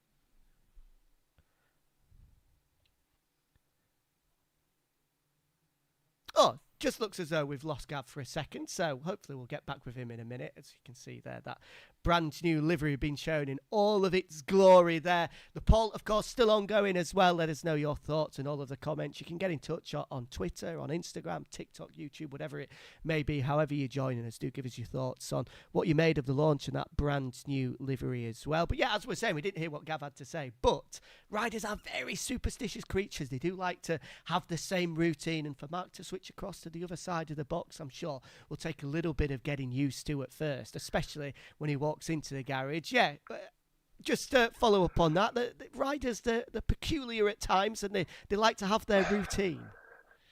Oh, no, they're strange creatures. We know that. But it's not going to obviously change the outcome. There might be a couple of funny moments where we've seen it, haven't we? People roll up outside the wrong garage or, walk in the wrong side of things. But what is good for me as a commentator is you've got the blue, the bright blue now of Alex Marquez's number, and the bright red of Marc. Obviously, he's not had that before. It's always been the white number on the front. So you'll definitely notice the difference between them, because that's sometimes one of those things where, and yourself as a commentator, just being able to glimpse and see the difference between the two bikes and riders. So we'll almost have your blue side, blue helmet for Alex, and which is always their little thing, wasn't it, between their logos anyway, between the pair of them. So yeah, look, a team presentation, you're not going to learn too much. Or a lot of us were maybe thinking maybe there'd be a change of colour, maybe there'd be the odd sponsor. Nothing too different, but you know what? It's probably a good thing, isn't it? They've honoured all their sponsors that have stuck by them over so many years. Your Federal Oils and all those kind of people who've been there for a long time with Gresini. And who knows? They might be paying a little bit more to be on the side of those bikes, but they are there and they're involved in this. What, as both Carlo and Michele were saying there, and Nadia, of course, too, is a really exciting project for Gresini, who are no strangers to being at the front end in MotoGP. I know last year, but you think all the way back in the past, championships that have been won, you think back all the way to, you mentioned Loris Capirossi or Alex Barros or Sete Gibernau and Daijiro Kato. It's such a massive racing pedigree in there. They're not strangers to being at the sharp end. And so, yeah, hopefully they'll have a lot of it this year where we will see them up front. Yeah, for sure. They're used to winning races, even since the switch to Ducati. Of course, they only had the one last year, courtesy of Fabio Di Gianantonio. But then you go back a year prior to that, and Enea Bastianini, of course, was arguably the big shock of the championship that year and had an incredible 2022. So they know how to run at the front and they know how to win races. One thing that they haven't done in MotoGP, one thing that no independent team has done in MotoGP is win a world championship, which is always a different kettle of fish. Yeah, and that's going to be the big, most interesting thing for me this year. Yeah, you've got Marquez there. I think he's going to be up front. It didn't take him long to be fast during testing. The question mark, the big challenge is going to be how Ducati manages politically if Marc has success. No Paolo Ciabatti there. He's moved on to their motocross project. So who are they going to have? Smoothing things over, already we've seen Jorge Martin, feeling a little bit maybe not loved so much by not being put into the factory team. And then if you've got another bull in your stable who's, he's there pushing to get out there to do the business and start winning races, it'll be then what do Ducati do? Do they offer more support? Do they give more parts? Do they, offer a little bit more help to the Gresini team? It has happened in the past. It happened with Bastianini when he was challenging for the championship. But does that then ruffle the feathers of Pecco Bagnaia or Jorge Martin or Enea Bastianini or whoever is up at the sharp end? So that for me is the big fascinating thing. I've no doubt that Marquez will be in the mix up at the sharp end. But how are they going to manage that politically in Ducati? Yeah, absolutely. It's a huge job to step into. I believe it's Marco Griselli who's taking over from Paolo Ciabatti this year. I mean, he's certainly got his hands full throughout 2024 because we don't want to look too far in advance, but this season, of course, one of the other storylines that is going to get a huge amount of media coverage is the fact that basically every rider on the grid, bar one or two, has their contract finishing. So who is going to end up in those coveted factory red Ducati spots come this time next year? It's going to be interesting to see. Just finally, again, touch on Alex. He's got his own way in terms of where he sits in the box, working with the same team, the same personnel for yet another year. We feel he's going to be a huge advantage. We mentioned there what a big year it is for contracts. Is this arguably the most important year of Alex Marquez's MotoGP career, maybe even career full stop, to prove that he's one of the top men and certainly belongs and has his place in this championship? I think it's a huge year. As you said, everyone pretty much is up for contract. I think Alex is in a decent position. He and Marc have this, obviously the brothers, but have this unique relationship where they train together. They have a lot of working together outside of the racetrack. Even when they were in separate teams, it's still, wouldn't maybe go down the technical side of the bikes that they've got, but now they are on the same package. They're on the same bike. They're in the same team. They really can help each other and bounce off each other. I remember in the past there were times where Marc Marquez would say, "You get me and Alex on the same kit, and Alex will surprise you all." He always felt Alex might have had the edge over him. I think that's been proved over the years that Marc's got that edge, but he's a hugely capable rider, and he speaks well, intelligent as well. And if he can build, he only had his first season last year. He was winning sprint races. He's been on the podium a couple of times. If he can build on that, who knows where it can end? This Ducati is a weapon. It's a weapon. And the 2023 bike, as we've seen towards the end of the year, was strong. The first 5 or 6 races are going to be crucial for the direction for Alex, because that's when satellite teams, when the independent teams have their best shot. Remember Enea Bastianini a couple of years ago. It's when the factory bike might not quite be dialed in. Now, it doesn't look like Ducati have made too many radical changes this year to the Desmosedici, but there's always a few teething issues at the start of the year. And at the beginning of the season is when last year's package will be at its strongest. So I think it's important that at Qatar, Argentina in particular, if you think of Alex last year, strong there. Those races early on in the year, important for him to get stuck in. And for Marc, he's not had a great record at Qatar, but we're going to have Portimao up there soon. We'll have USA very early on going to Texas. That's going to be massive early on in the season to see if he can have the same kind of form that he showed with the Honda on that bike. So yeah, I just think those first 5 or 6 races before we properly get into Europe, they're going to be key to Gresini Racing season. The omens are good going into Qatar as well. Adea Bastianini victorious there in 2022 on a Gresini, and Fabio Di Gianantonio victorious there in 2023 on a Gresini. So will they do the hat-trick under the lights? We haven't got long to wait and find out. Gav, thank you as ever for joining us. Real pleasure to get your thoughts, and rest up over the next couple of weeks, and we'll see you in Qatar. Cheers, Jack. We'll see you there for the start of the season. We're all ready to go on TNT Sports, but we'll be checking in with you guys for all the testing action before then. So keep us in the loop, will you? Absolutely, will do. It would be our pleasure. Thank you very much as ever. Stay warm in chilly Yorkshire. Cheers.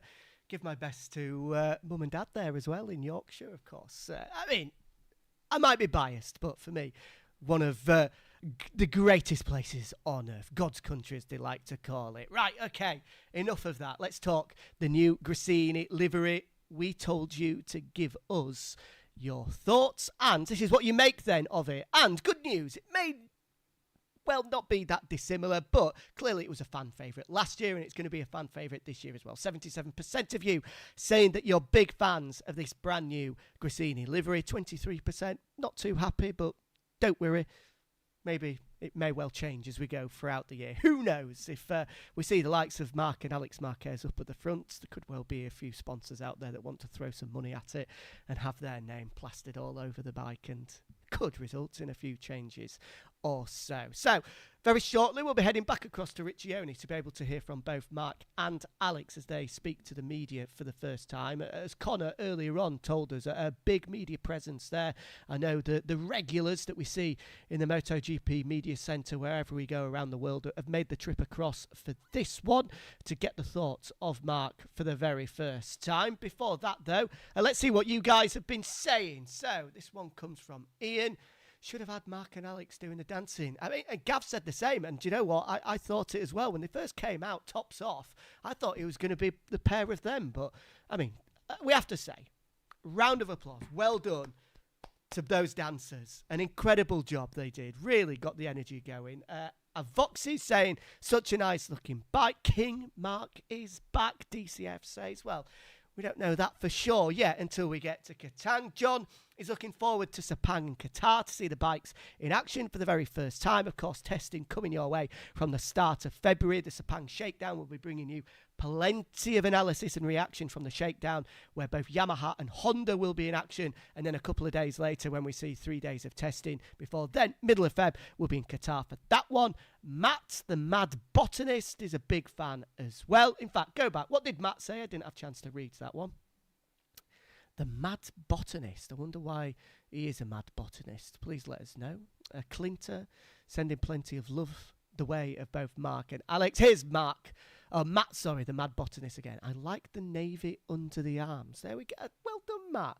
A botanist, which means, I imagine, he's quite analytical with his flowers, and clearly was analytical with the levers there to pick out the little navy undertones under the arms. Great work from him, and you can continue giving your comments, giving your thoughts throughout the chat on YouTube, on Twitch, on Instagram, X as we have to call it, I've been reminded as well, and TikTok as well. And remember too that this, of course, is the first of 11 team presentations. We'll be doing this for all of them and chatting to all of your favourite voices, all of your favourite reporters that you see around the world covering MotoGP. Fingers crossed we're going to be hearing from Guido Medera, of course, is the voice of MotoGP in Italy in a couple of days' time, ahead of the factory Ducati launch, where we'll see Pecco Bagnaia and Enea Bastianini take centre stage.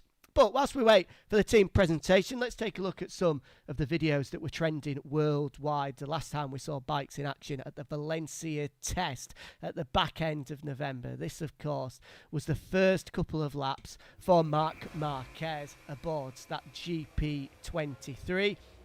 He is on a 12-month-old machine, it's worth pointing out. He is on the machine that Pecco Bagnaia stormed the World Championship success. Exactly the same one, I think it is. In fact, no, it's not. Marco Bezzecchi confirmed that he's got his hands on that one. That may well be the one that Jorge Martin took to second in the World Championship. So he, of course, managed to finish the Valencia test in 4th on that day. I think we do have we got the press conference ready? I think we have got the press conference ready. So sorry, Marc. We'll pause that. And I reckon that we transition across to hear from both Marc and Alex Marquez. We'll be back to hear from plenty in the future from Marc and Alex. But here we go. We'll go live and listen to both Marc and Alex in Riccione. But apart of that, I feel really comfortable already on the first test in Valencia. With the people, of course, was the first test.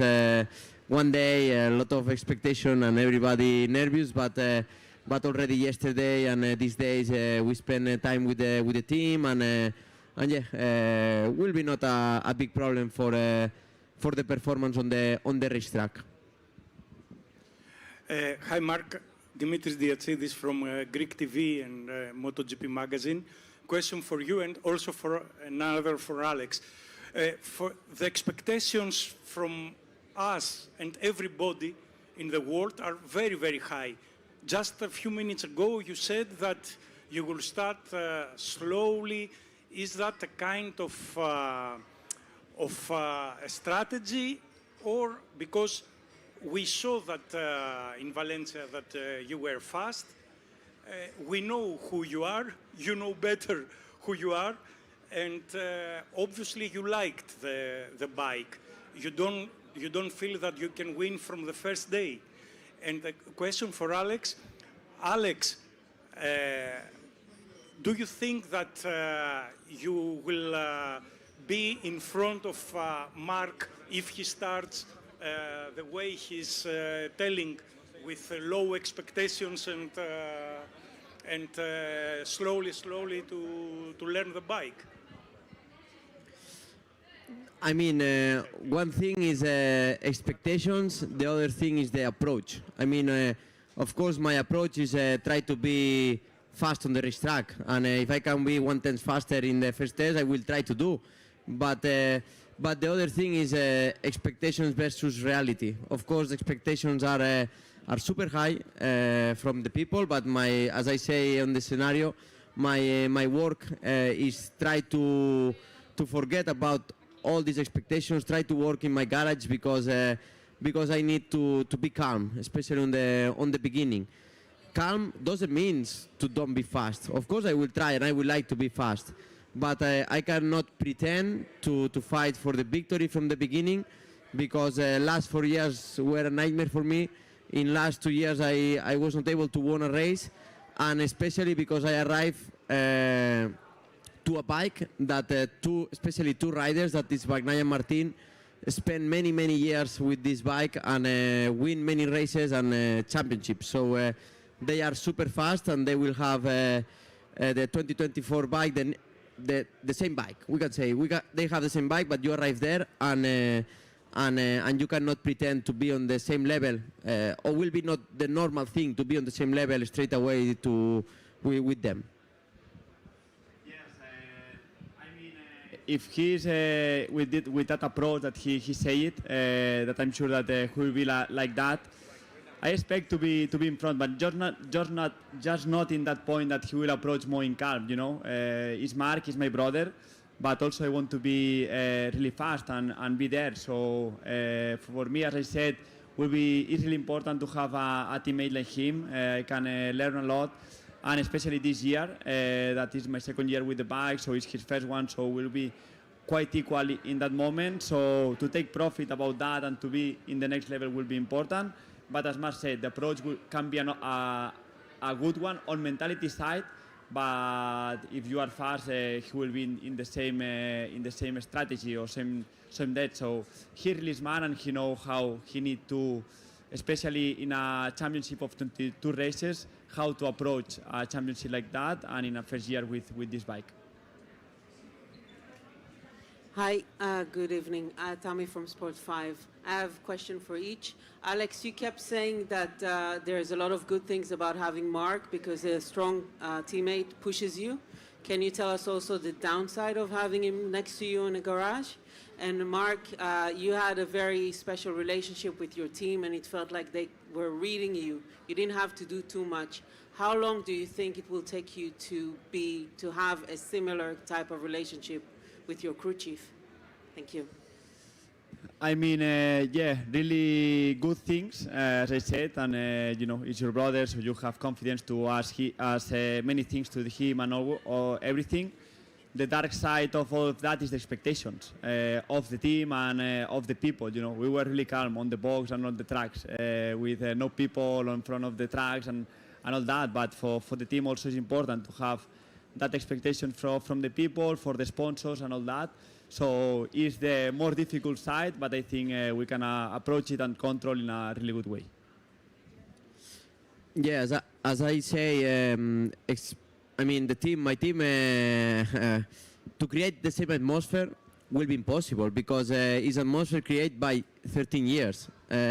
So in 1 year it's impossible. But in the end, we need to create a professional atmosphere with the good people that from the first day I feel very comfortable, and yeah, in the end, it's not the target. I mean, you cannot compare with this. I had this atmosphere with this one. I mean, in the end, we are here for try to find the best performance, to try to find the best results. So this is what we will do, and yeah, with the time, with the tests, with the races, we will have a better and better relationship, and they will start to understand me in an easy way, and I will start to understand them in an easier way. So, but it's a natural process. Marc and Alex, I have a question for both of you over here. Marc, first of all, can you tell us a little bit about the test at Valencia? What were your first impressions of the bike? Because I think after 7 laps, you were pretty fast, pretty competitive. Yes, yes. In Valencia, I feel comfortable. I mean, of course, the time arrived because I feel comfortable with the bike, and from the first run, when I start to push a bit in the lap I push, the lap time arrived. But I'm more curious to try the bike in a Malaysia track, Qatar track, circuits where I'm struggling more, because Valencia normally I'm very fast every year. But yeah, it was a good way to start. I mean, of course, also I was calm because I had only one bike in the garage, and I mean, I was used to have 4 bikes in the Valencia test, and now this time I had only one, and they say to me, if you crash, finish the test. So I was calm. I was step by step, and yeah, feeling the bike, but I'm curious to see how is my level and how I feel in Malaysia test, for example. Okay, thank you. Alex, also, can you tell us just a little bit, after analysing it, your feelings towards last season? Because you had 2 sprint victories, obviously, but some inconsistency as well. And also, will it be a big adaptation going from the 22 bike to the 23 this year? Yeah, I mean, I think the up and down, I think, is a little bit normal in a first year bike. We arrived in many tracks that I didn't have any, you know, like any information, all of that. And the first year, you always need to know a little bit what you need on the bike. And normally, when I jump from a new bike or a new category, always I need a little bit more time of another type of riders that they get the feeling, or they get the information or the feeling on the bike more easy, more fast. But I think with a really good end of season, we were there from the injury that I had in India. I think with a really good step. Thailand, we were fighting in the front group and I crashed, but later on we were quite consistently. So we need to, I think in one point of the season, after start the first 4 races a little bit,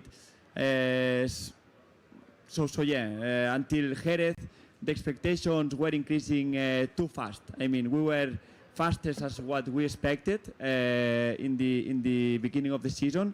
So the expectations were too high in one moment. So in that moment, coming the crisis in Jerez, also in Le Mans, some bad luck also there in the middle. But later on, as we finish the season, in the approach, also the approach that I have it in the races is the correct one to try to make a good season. Hi guys, Simon Patterson from the race. First question for Marc and then one for both of you. Marc, we know that the Ducati is a very good bike, but was there anything in Valencia that surprised you when you jumped on it? I mean, it's a different way to approach the lap. I mean, the lap time especially. When you want to push, still I need to understand that point. But immediately the first run, especially second run, third run, the way to approach the corners is completely different. Then I understand many things. Of course, I need to say, and also say on that time, Honda also have a very good, a very strong points in some part of the corner. But yeah, you cannot use that strong points that I was used to ride like this. So yeah, especially the exit of the corner was really good, really smooth. But still, I need to learn the way to even use more that extra power, extra grip we have. And to both of you, we've been in this position before where we have a team lunch and you're sitting next to each other as teammates, but that year you never really got the chance to enjoy it with COVID, with the injuries. Does it feel like a second chance to have that fairly unique experience? I hope. I mean, I hope. It's true that also we were in a really different situations. I was rookie, so I had many points to improve and all that. And I was not having the opportunity to take a lot of information from him, but because he was super fast and I was like step by step arriving. But you know, we are in a different situations, and I think I can take, or we can take both more profit from this situation. Yes, Alex say we hope, especially I hope a different year because it was the worst year and the point where change everything. But yeah, I mean the future say that meet again in another team. Of course, we hope to have fun during all the year. But in the racetrack, in the end, he will be with his crew chief and his team, and I will be in my side of the garage working. And yeah, the most important in this case for Alex is don't put higher expectations because I'm in the box. So he have his expectations, need to be realistic, you know, all the time, and try to work to feel a MotoGP rider and to be a MotoGP rider for many years. Greg from Polsat Sport. Two questions, one for Marco and one for Alex. First of all, I'm surprised you didn't join the dancers during the presentations. Hope next year you're gonna join them. But Marc, on a serious note, how big of a difference was it to work with Frankie? Because you've been used to working in a way with your crew chief. And how did you enjoy it? What was surprising for you? And how did you feel beside Frankie? And to Alex, it's going to be Marquez team 2.0. So how will you feel in the box having Marc again by your side? Yeah, of course, working with Frankie, we had the chance only to work one day in Valencia, but already yesterday we spent a very nice time trying to understand the way he worked, the way I work, and of course try to adapt my style to him, and he will try to adapt his style to me, and yeah, but are different persons, but very two good, very technicians. I mean, Santi won a lot, Frankie won a lot also in the past with the different riders, but I will not compare. I mean, I hate the comparisons. I mean, everybody have his style, and yeah, the most important, as I say, is the performance. Doesn't matter how, why, what you do. I mean, the most important is try to find the results. I mean, it's really special to share a team with your brother. I mean, it's already special when you are racing both in the World Championship, even more to share MotoGP. So you cannot imagine what is being in the same team. So special. As I said, I need to take profit from this situation. I think, and as Michele said, the great atmosphere and the magical atmosphere that we can create out the track with the team and all that, hospitality, crew and all that will be so important, because Gresini team, I was in many teams, but Gresini team is like have something different in that way. So for sure he will feel really comfortable on the track, but that atmosphere that we can create out the track will be so important, just not for both of us, also for all the team. Imre Paulovic from Motorsport Aktuell and Motorrad from Germany. A question to Marc and a question to Alex. So, Marc, it was quite obvious from the outside that you have changed your riding style, riding the Ducati. You were going less sideways. You were focusing more on the acceleration. Is this your final riding style on the Ducati, or do you think you will still change things? And what tracks do you think will favor you and the Ducati? And to Alex, so now you could compare the 2022 Ducati with the 2023 Ducati. What are the main changes for you, and is it more in favor for you, or do you have some difficulties that you have to overcome? Yeah, of course. In Valencia, I was riding very smooth, but still, we don't know, and I don't know if it will be my riding style with Ducati. I mean, was the first test. I was riding with a setup that I didn't know. Just I say to them, put a setup from the others, and don't touch anything. Just I need to adapt. And yeah, they touch very small things to give me more confidence with the front, but I was riding smooth because I didn't feel to ride aggressive and to find the limit of the bike. So yeah, we will see. I'm curious, as I say, to try the bike in a circuit that normally I was struggling, like Malaysia and Qatar. Every year in my history, I was struggling a lot. So yeah, that will be nice to understand what is the level. From the 22 bike or 23, I mean, first of all, it was difficult to feel the difference because the day was not easy about conditions, so windy and a little bit strange day. But it's true that maybe the engine is another character. Also, the aerodynamic is different. So we adapted a little bit, but still, especially with the engine character, I mean, that I get used to 22 bike. We need to work a little bit and to adapt a little bit that power delivery to my riding style, but Ducati have many options for that. So, I mean, still, we will have 3 days in Malaysia to understand a little bit better, but looks like it's different. It's not a revolution. It's like just evolution with some more power, and always is good, to have some more power in the straight to try to overtake or to try to win some tenths there. Marc, you said when you announced that you were leaving, you said the career of a rider is short, so you only have so many years to do this. You've left a team which you knew very well, where you were earning a lot of money. You've come to a team where you have the bike which can win, so you've given up money for the chance to win. How easy is it to make that decision, because you've already won so many championships and you're already financially secure? You have enough money to buy whatever you want. You answered the question. I mean, of course, it was super difficult decision. For that reason, it takes time, and I took after Motegi GP.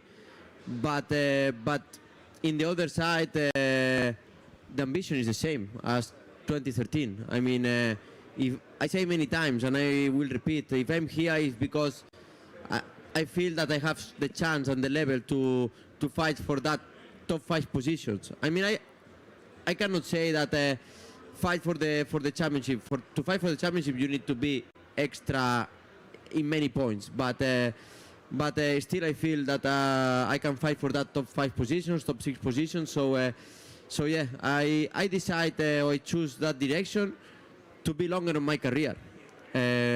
Only this, and then it's like, of course, the easy way was staying Honda, and it was less pressure to myself, more money in my bank account, and many different things. But it's not the target. I mean, I'm very thankful to Honda, and I say no Honda thanks day, and I say here again.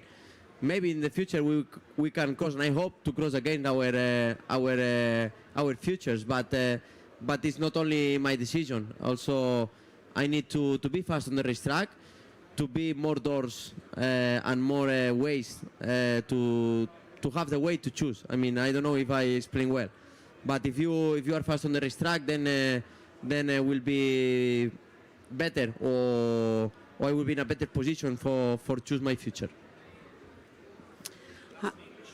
Hi, Marc. Another question, please.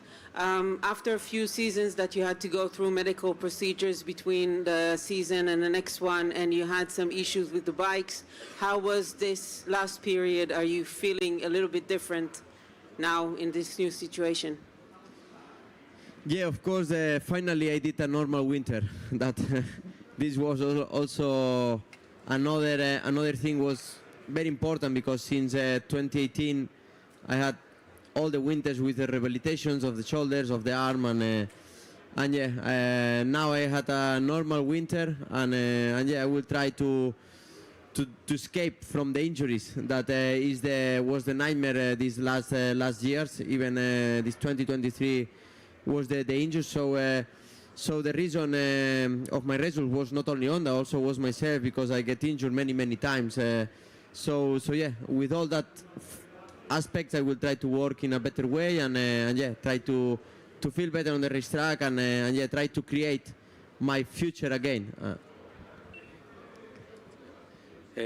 Ciao Marc, tu dici io vado con calma, parto lento, devo mangiare lentamente, se no mi viene la digestione.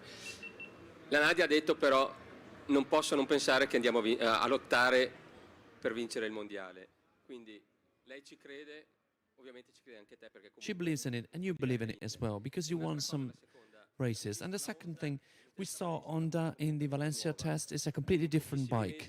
So few months have changed the thing. Was it also to give an answer to you? And if you knew that they would change like that, could you take a different decision? As for what Nadia said, this is normal. Gresini team, when they got a pilot, it's because they think that the pilot can do well, otherwise they don't take it. So that's why they hired me. It was a big risk for them to wait until my decision, until October. They took the risk because they believe that I can do it well. And I want to do it well, but we have to do things step by step. But we'll see. As for Honda, the process leader changed in Honda. The problem is, the biggest doubt is that I don't know if this is going to happen in a month, 2 years, 1 year. This was also the risk from the moment of my sporting career, not for Honda. It was for my own career. I thought that the best choice was to do this. I'm convinced, and Honda is Honda. HRC, they will definitely deliver and have big results. But the biggest change they did is changing project leader. That is going to come. Giovanni Zanagni, Moto.et, same question to both of you. Physically and mentally, how are you? If you can give yourself a grade, 0 minimum, 10 maximus. Mentally, 10. I'm relaxed, I'm happy. Then when we'll have the races starting, this will go down. But now 10, I would say. And a lot of grit as well. I don't know how you say it in Italian. Yes, willingness, ilusión, or Spanish. So this is important. And hope as well. Physically, you always want more, but opposed to the last 4 years, I feel better. Mentally, after this huge presentation by Gresini, 10. I can't say anything else. Happy, it will be an important year, and physically, I would say 7, because I want to be 10 out of 10 in Qatar. Because if you get now to 10 half of the season, you're going to go down energy-wise. Hello, Marc. By looking from outside, it seems that Ducati is more candid, more sincere, more family-wise than the bike you used to drive before. So will you try again to risk the limit over the limit, or will you keep on having a calm approach in the year? And to Alex, I wanted to ask you, in the previous generation than yours, there were the Amazing Four that became the Amazing Five.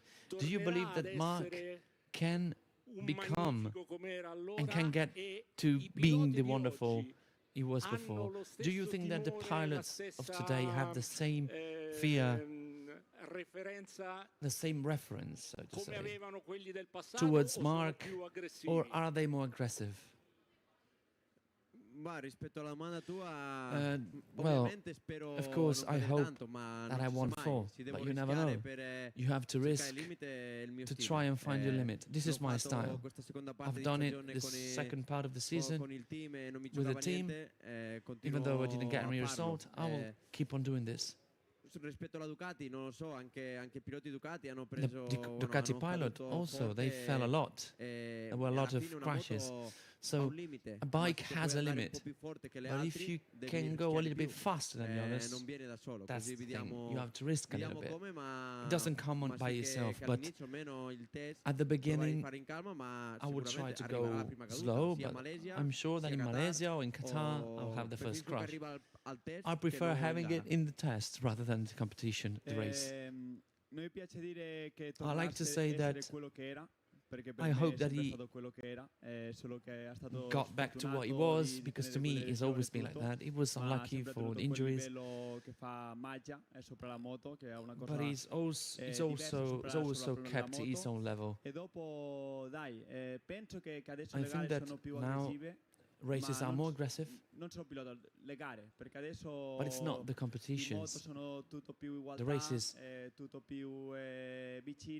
the quality of the bikes are really, really close. So beforehand, there were 4 official bikes that could win, and there was a huge difference between all the bikes. Now, they're even, with 10 pilots that can win. It's really close, and you have to add that extra grit. I don't know, we will see. Nuova Launch now, Speed Week. Nova Launch. Una domanda per tutti e due. Question for Chi both. vincerà per Who's primo going to win first a GP with Gresini, Marc or Alex? Il primo è Qatar, no? The first one is Qatar. Qatar ha più chance Alex. Yeah, I think Alex has more chance than me. Solo 2 I won only 2 times. E non sono nel modo di pensare una vittoria I'm adesso. not in the mindset to think about victory now, but we will see. If it's going to be for Gresini, we'll be happy. If I win Qatar, okay, sounds good to me. Ma non si deve tenere fretta. It doesn't have to be hasty. It will come. If you're hasty in a hurry, it will happen what happened to him at the beginning of the year. You want to do more than what you did. You have to be realistic. Good evening, Matteo Maserocchi, Corriere Romagna. 2 questions. A classical one. What do you think that Alex is missing to become a winning pilot? And why do you think that Marc is missing to get back to the cannibal version of himself that he used to be? And then a personal one. I write for a local newspaper. The Gresini team is from Romagna. Romagna is a small Spain, so to say, for MotoGP. We have a lot of bikes, Dovizioso, Melandri, Capirossi, Simoncelli, a lot of champions that you also know.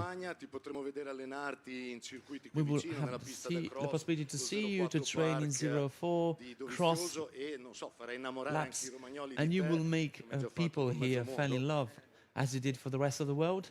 La prima domanda, quello che as far as the first question, what Alex is missing, non pensare a essere un pilota vincente. He doesn't have to think that he's a winning pilot. I've also always said, you can finish a championship 10 and start the next one thinking that you win it.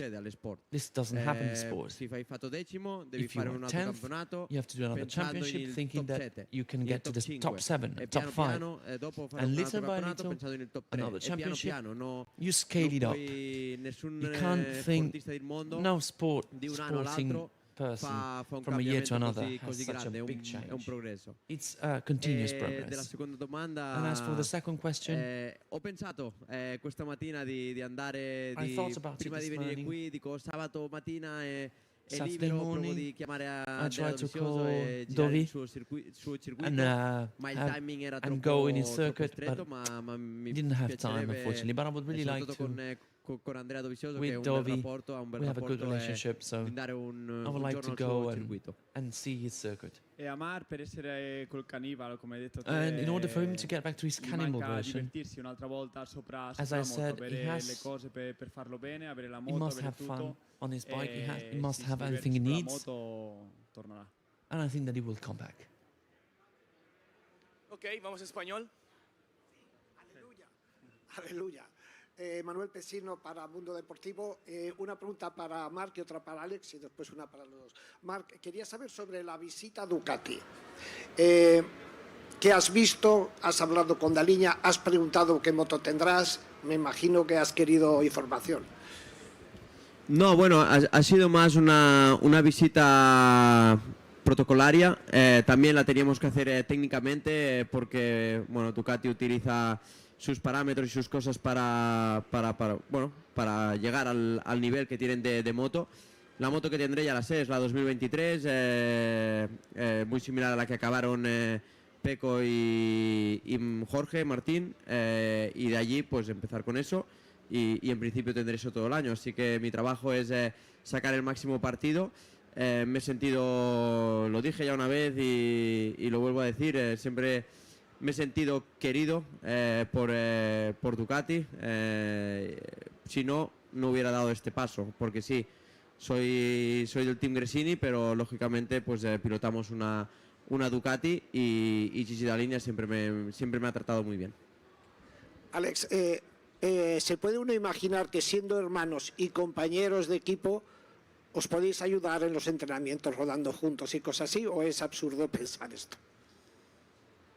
Quizás si uno está en dificultades es más fácil, ¿no?, llegar a un acuerdo. Es así, es un win-to-win, pero no hay que pensar en eso. Ojalá ni yo necesite ayuda ni él necesita ayuda. Querrá decir que los dos somos rápidos y que los dos estamos allí, entonces cada uno hacer su parte. Al final, si piensas mucho en ayudar o en ir juntos o tal, acabas liándote. Entonces cada uno ahí tiene que hacer su camino. Luego fuera sí, cenamos juntos, pero en el circuito cada uno tiene que hacer su trabajo. Y la pregunta para los dos, estáis los dos en MotoGP, hay dos pilotos españoles también en Moto2 y soy el único periodista español aquí. ¿Qué pensáis de eso? Emilio, perdón Emilio, estás por ahí, pero somos solo dos. ¿Te respondo o no? Por favor. Es que hice un evento la semana pasada con Estrella Galicia en España, entonces yo creo que eso afecta un poco. Pero siempre España nos hemos sentido súper queridos, tanto en España como en Italia, y eso es lo más importante, ¿no? Que MotoGP haya repercusión, porque no solo ayuda a los equipos, sino que también ayuda al deporte. Ahora se lleva el Zoom y todo eso, video calls, todo eso, llega igual la información. Lo están viendo. Y ya sabéis vosotros que cada vez hay más recortes, o sea que todo afecta. Por eso. Ok, grazie a tutti. La conferenza stampa finisce qua. The media scrum finishes here. Everyone out, only the media stay here, and you two guys, please.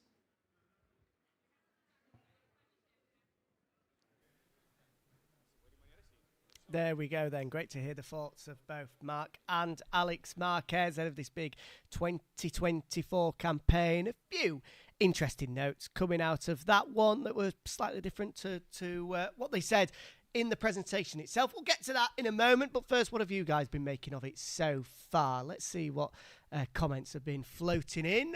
Fausto looking down, loving it. D-Win, yeah, have to agree with that. I mean, Fausto Gresini, I'm sure, will be looking down with a huge smile on his face, seeing both Marc and Alex Marquez as part of his team, I'm sure. Extremely proud of what Nadia is doing. Took over the ropes, of course, and he's doing an exceptional job. Steve is loving the chat. Well, thank you very much indeed, Steve. Glad that you're loving the chat. Mike saying that Marc will become the king of the ring once again. Does that mean the Saxon ring? I mean, of course, his title was taken away from him last year, or maybe he'll become the King of the Ring, the Red Bull Ring, for the very first time. That's one of a number of circuits, well, not a number, 2 or 3, that he's yet to take victory at. He could take victory there this year and move ahead of some real greats in terms of most circuits to have taken victory at. Sitch 58, a Marco Simoncelli fan, saying that Marc will take the hat-trick win in Qatar and make it 3 on the bounce for Gresini Racing when we get there on the 10th of March. Of course, that's when it is lights out for the Grand Prix. 9th of March, the Saturday, is when it's lights out for the first sprint of the year. This one coming in from Javier a por todos, el equipo Gresini bravissimo. Basically saying lots of energy, give it large, Team Gresini, well done for the presentation so far. Renato getting involved as well. All the guys from Ducati, be ready now. You've got a real challenge coming your way. Now, I think they're aware of that already. They definitely are, Renato, but I agree with you on that one. Of course, Ducati, extremely strong in 2023, and you do feel as though they're going to be just as strong in 24. Steve, he's loving the chat and he's getting involved as well. Another comment coming in from him. I really like these new colours. Well, I'm glad to hear that, Steve. Thank you very much for your comments. Of course, that continues. Wherever you're watching us, however you're watching us, make sure that you put your comments in the chat and get involved with the conversation as we go throughout the year. Just like Matt, the mad botanist, has done once again. Love your work, Matt. I actually really like the layout of the colours on this year's bike. I'd say 2024 is improved from 2023. Well, I'm glad to hear. I mean, speaking personally, it's not that different, really, is it? There's very, very minor things here and there. A sponsor here, a sponsor there. Does look the same. But anyway, if you're happy, Matt, then I'm happy. So glad to hear that. As I said, get involved in the chat and let us know your comments. What were we talking about just a moment ago? Yes, the comments from the press conference. What were the interesting things for me? I'm trying to say, Marc, not Matt. I'm not talking about you, Matt, at home watching in particular, talking about the way in which the Ducati was working. Of course, it's the first time that he's been able to speak at length and actually give a little bit of insight and analysis as to how he felt the GP23 performed in Valencia.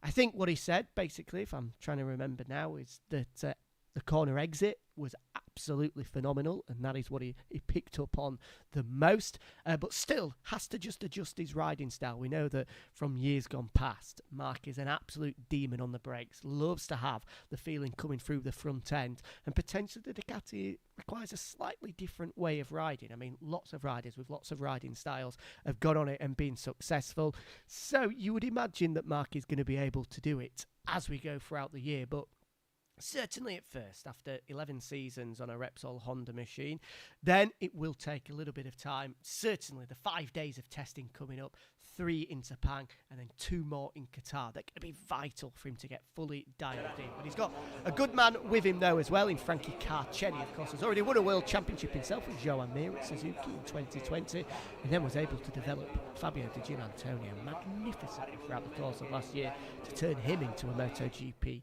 race winner. There was a live pictures from Riccione, Marquez at the moment, chatting away to our media colleagues at Sky Italy, which means that he's not going to be too far away from joining us to speak live on the programme, so do stay with us. We'll be hearing live from Marc Marquez, Alex Marquez, Michele Messini, the team boss at Gresini, and Frankie Carceni, we hope to as well. And then to round it off, we've got our expert eye with Jack Gorst, who'll be coming in and sitting alongside me here just to look through and analyse what we've seen throughout the day. Of course, the Sky Italia guys and girls are going to be pretty busy themselves because from here, just like our man Connor, who will be conducting the interviews, will be moving on to the Italian countryside. The Alpine ski resort of Modena will be hosting the factory Ducati launch, the Lenovo Ducati team, on Monday. And then a lot of them will be then moving on back to Riccione, to the VR46 launch, which is going to be held pretty close to where the Gresini guys are currently having theirs at the moment as well. Right, shall we have a look at some social media posts whilst we wait? I think we've got a couple of minutes, so we can head across to Twitter or Instagram and just take a look at how both Marc and Alex have reacted. This on MotoGP's very own Instagram, which of course you should be giving a follow by now. Couple of photos, couple of high-res images to have a closer look. You can see just there in the middle, the 93, a slightly different design this time, but the helmet itself a little bit different. Alex Marquez there doesn't look too dissimilar to last year, but looks as though a slightly darker blue for both the helmet and the number. Nice tucked in shots for Marc there, the eyes of Alex.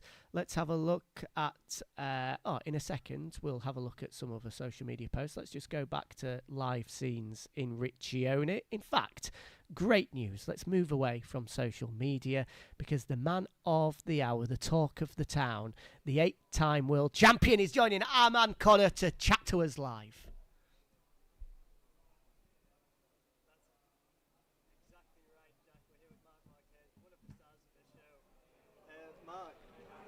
People are already saying your name as a potential candidate for the MotoGP World Championship in 2024. What are your aims for the season? Yeah, of course, I knew and I feel that a lot of expectations, but in the end I need to work on that and I need to try to focus only myself. I understand the expectations of the people, I understand the expectations of all Gresini team, but in the end I need to understand also where I'm coming. I'm coming from a very difficult season. Last 2 years I wasn't able to win a race, so yeah, I cannot start the season thinking on the championship. So I need to be step by step, try to learn about the all Ducati riders, the ones that are fast, especially Pecco and Martin. They will be very fast, and I will try to learn from them how to ride this Ducati. It's also really special to see you here with your brother on stage, teammates. Can you tell us what it means to you to be part of this Gresini team with Alex? Yeah, of course. When we has been teammates on 2020, but it was not a real season because in the first race I get injured, and then also was very special. And I say, okay, will be not more chance to do it. But yeah, the future says that we meet again in another team, in a Gresini team this time, and yeah, will be nice. I mean, of course, for me it's a help to have a good relationship with my teammate. In this case, my brother. But in the end, in the racetrack, everybody is doing his best. Everybody have his style, and yeah, we will try to do a great job for Gresini. We also have a couple of questions from the MotoGP fans on social media. Of course. Ready to go. First of all, you've got Janine Halby who asks, is it a personal goal for you two to step on the podium together? This will be very nice. But still we are far from thinking about it. Of course, step by step we need to get different targets. I mean, my target, of course, now is try to understand the bike, then try to finish on that top 5 positions, and try to find a podium. And yeah, but will be a dream, but super difficult dream. Another one, this time from that random guy, who wants to know, who do you think will be more of a threat this season? You have addressed it already. Will it be Pecco or will it be Martin? Both. Of course, champion is a champion. Pecco is Pecco, and he won two titles in a row. That is not. It's super difficult. It's not easy.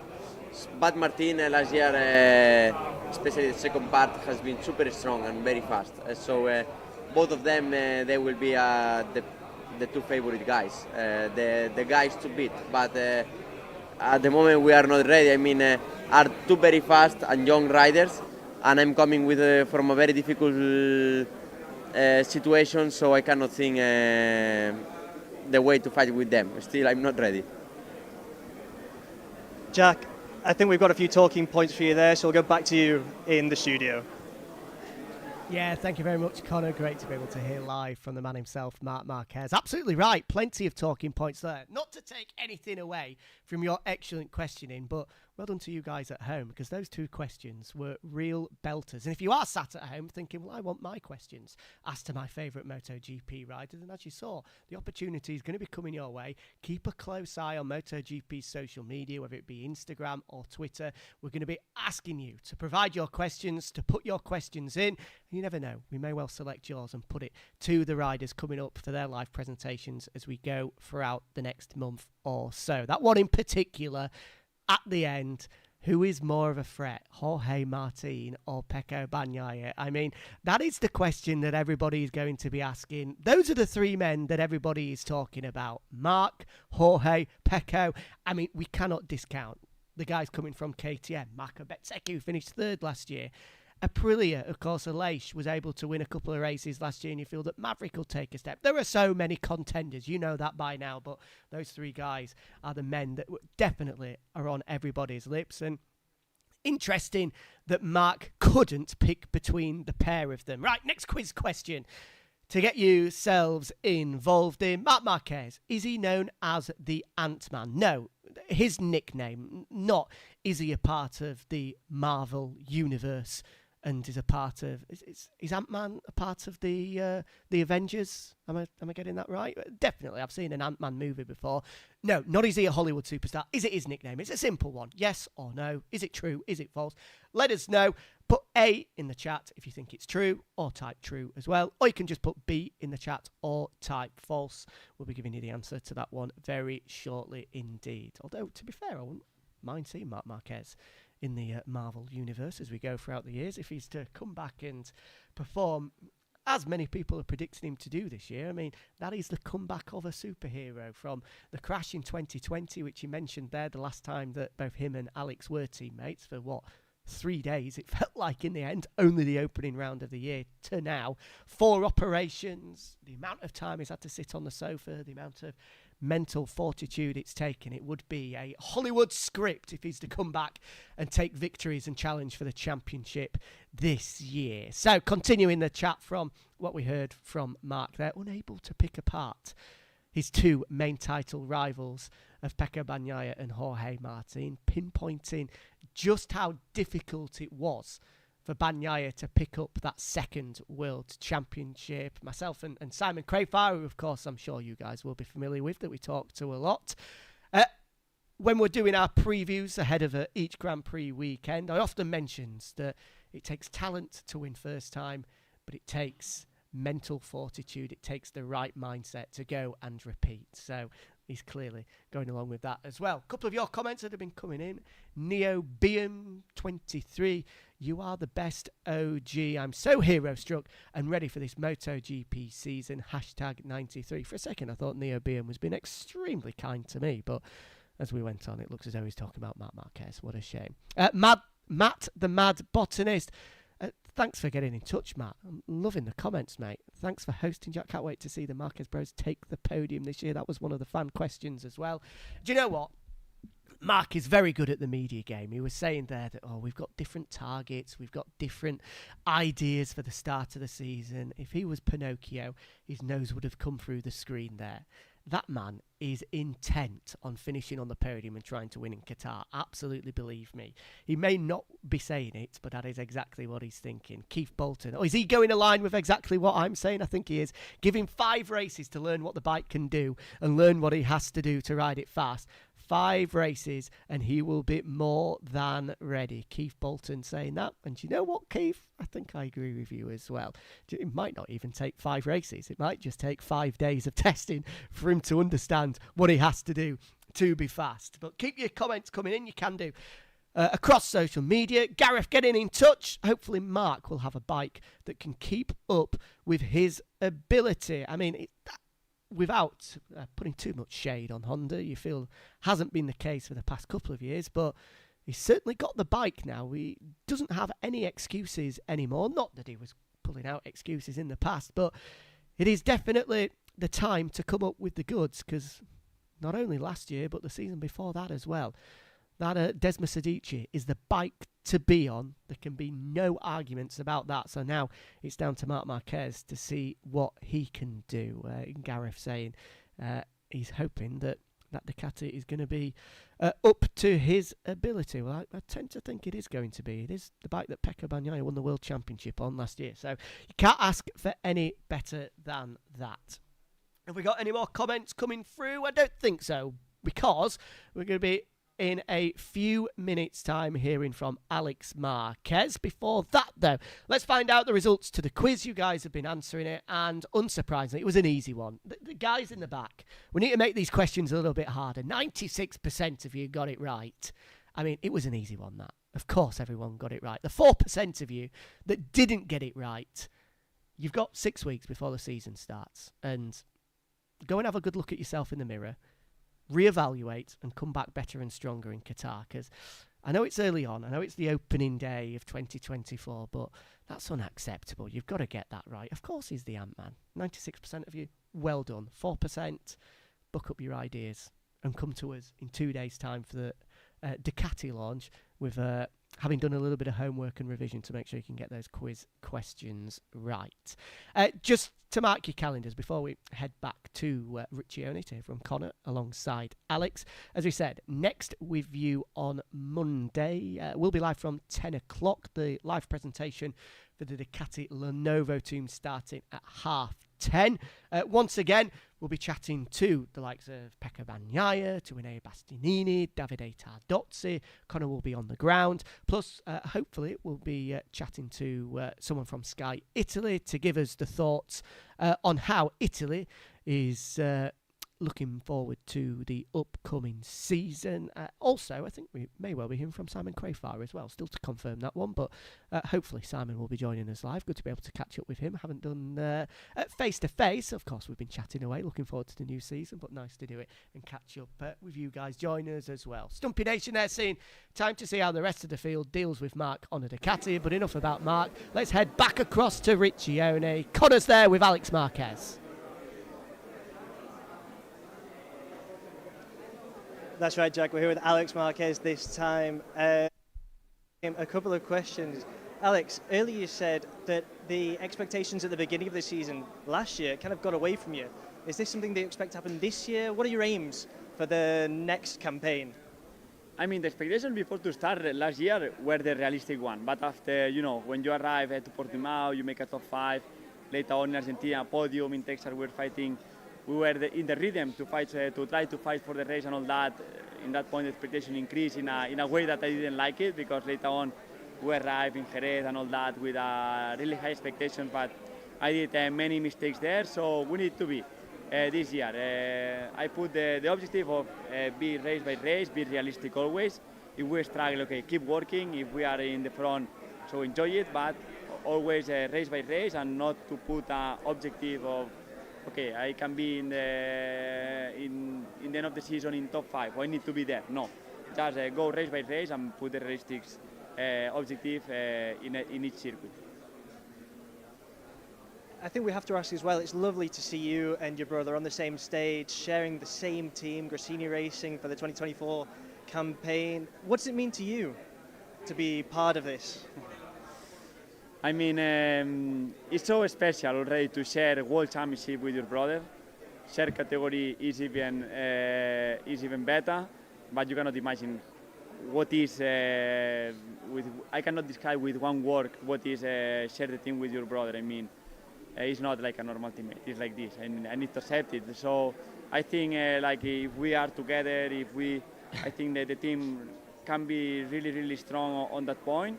And I need to take profit from that to have a 8-time world champion, and more from my brother, that I can have many advices and all that. Excellent. We also have some questions from the MotoGP fans on social media, if you're ready for them. Yeah, I am ready. So, a similar theme to the family one again. We have Nara Workshop, who asks, do you two often fight? Yeah, of course. Many times. I mean, we fight many times in a good way or in a bad way. But later on, after like 5 minutes or 2 minutes, already we are friends again. So, like a brother fight, normal ones. Fantastic. And then, a similar theme again From the real Bruff, how is it possible for you to separate the personal and the professional? We are quite easy in that. I mean, we are quite so professional on our work, so it's really easy to us to separate that kind of things like professional and personal. But we are really similar at home or on track. You know, it's true that on track you have less time to talk with your brother, so just you need to concentrate with your team and with your. This year I cannot say with your team, with my side of team. But later on, I mean, we are really professional. We love to work, and we are so obsessed of working and to be always concentrate. So it's so easy to separate. The answers from Alex Marquez there. Jack, back to you. Thank you very much, Connor. Great to see a big grin on the face of Alex Marquez. He does like to smile away, does Alex? We've had plenty of chats with him throughout 2023, including a nice little filming that we did for MotoGP Guru, which is a partner of the Gresini racing team, where unfortunately I had to drive him around Mugello in a BMW, and luckily we made it safe and sound in the end, although there were a few scary moments. And he's a real joker, is Alex. Well worth a follow on Twitter as well. He's a bit of a menace on Twitter and social media, is Alex. Likes to poke fun, not only his brother, but the fans that get in touch with him as well. Great question from the real Bruff there, in terms of separating personal and professional side. A difficult one, I'd imagine, as well. It was interesting to see how he said, in terms of trying to keep his side of the box to himself, to do the work that he has to do. But then at the same time, we all know at Ducati, they share data. There's no opportunity to hide something from anyone. So it'll be interesting to see how it works throughout the course of the year. And good question as well. Who was that one from? Naura Workshop. Do you often fight with Marc? I mean, the brothers. Of course they do. I fight with my brother all the time. But we still love each other. Although if they were to scrap it out, I think Alex has definitely got the height advantage. Definitely got the reach advantage as well. I mean, Marc, as we know, when he's on a MotoGP bike, does love a scrap. So it'd be an interesting fight. Not that we want to see that. Although charity boxing is the way forward. Influencer boxing is taking over at the moment. Jake Paul and Logan Paul might fight in the future. Maybe on the undercard we can see Alex Marquez versus Marc Marquez. Who would win? I think I'd probably put my money on Alex, potentially, only just with that reach advantage. That's not the end of those live interviews coming your way, by the way, because Michele Messini, the team boss, will be coming your way very shortly indeed. And an interesting one that I'm looking forward to, we'll be able to chat away to Frankie Carcetti, the crew chief of Marc Marquez. The first time that Frankie, the shackles have been taken off, and he'll be able to speak about how Valencia went, what the working relationship is like, and how he feels he's going to get on with Marc over the coming 22 rounds. Before that, though, we'll throw back to Connor when those guys get to him, because I think both Marc and Alex are going to be busy for a while, chatting with the what feels like hundreds of TV guys that are there in attendance to get the thoughts. It's time for Expert Eye. Here we go. The man that puts energy, excellence, enthusiasm into not only MotoGP eSport, but for this year, Moto E as well. He is our very own strawberry blonde bombshell. It's Mr. Jack Gorse. Right, I'll shuffle along. Come on. In you come, Jack. Yep, coming in. You need a microphone as well. Right, let me get into my Are we position. all set? Hopefully the guys will change the screen for us in such a second. But what a riveting intro you gave me there, Jack. You're I do welcome. appreciate the strawberry long bombshell, certainly indeed. Anyway, down to business, Jack. Okay. First off, livery. Maybe Yep. slightly disappointed perhaps that it didn't change, but it was certainly quite nice anyway. I quite like it still. Yeah, I liked it last year. It was nice. I think all of us were hoping to see a little bit of a difference this year, and maybe to have it a little bit spruced up and spiced up, because I mean, the age we're living in now, Jack, after one day, people always want a nice little change, but unfortunately we're going to have it as it is, a nice enough change. Let's take a look at it then, so see what is slightly different. I mean, in terms of the bike itself, obviously the livery, as we say, there's not too much different anyway. I think all they did was move a couple of stickers around. the bike itself, now, we do know that Marc's obviously going to be on the GP23, the same as Alex's brother, and you can see it there in all its glory. A lovely machine indeed, depending on your definition, the greatest racing motorcycle of all time.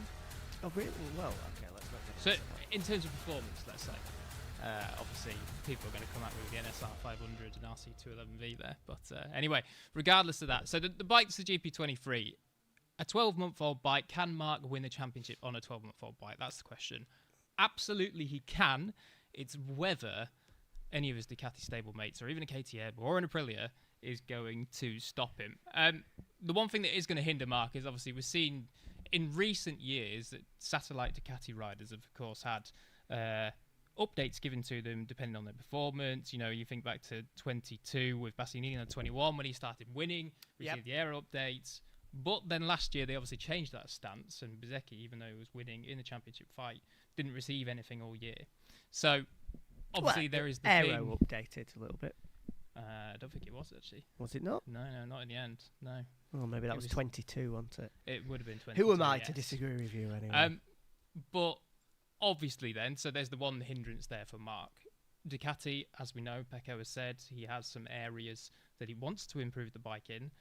That then poses a question itself anyway, because Marc is going to be on the GP23, the tried, tested, proven, race-winning, championship-winning package. He's going to be 100% come the first race. We know it's not going to take him long to figure out how to go and win a race on that bike. Ducati have to get it right in terms of their development, particularly with the concessions this year. They don't get a lot of testing. They get significantly less tyres to do that testing as well. So they have to make sure, and obviously still they're constricted to no engine upgrades throughout the season.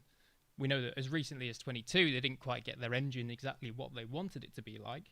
So that's going to be the biggest thing. If Ducati do get it right and the bike is significantly better, or at least that jump better that Pecco would like, and so to Enea Bastianini and even Jorge Martin, then Marc's job of winning the championship does become slightly harder. But, I mean, he's Marc Marquez, and he's on the reigning championship bike.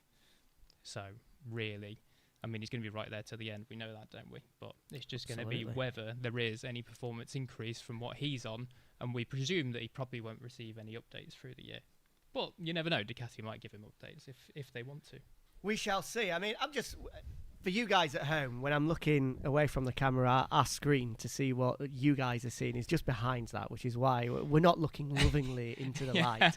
We're trying to see what you guys can see. It is still weird. Maybe it's odd. It will sort of come to us and we'll get used to it. But to see Marc Marquez with a big Ducati slapped across his chest is certainly quite the image. Interesting to see him settled in on that machine. From what we saw in Valencia earlier, we had a quick look at the onboard lap. Valencia test was positive. I mean, unsurprising, I think, for a lot of people that he was fast. In terms of what he was saying afterwards, well, wasn't saying anything. An extremely rude cameraman from Sky Italy put his nose and his camera where it definitely wasn't wanted. But did a very good job gathering information. He did an excellent job, but in Very fact, good job. the Gresini racing team weren't particularly pleased with him.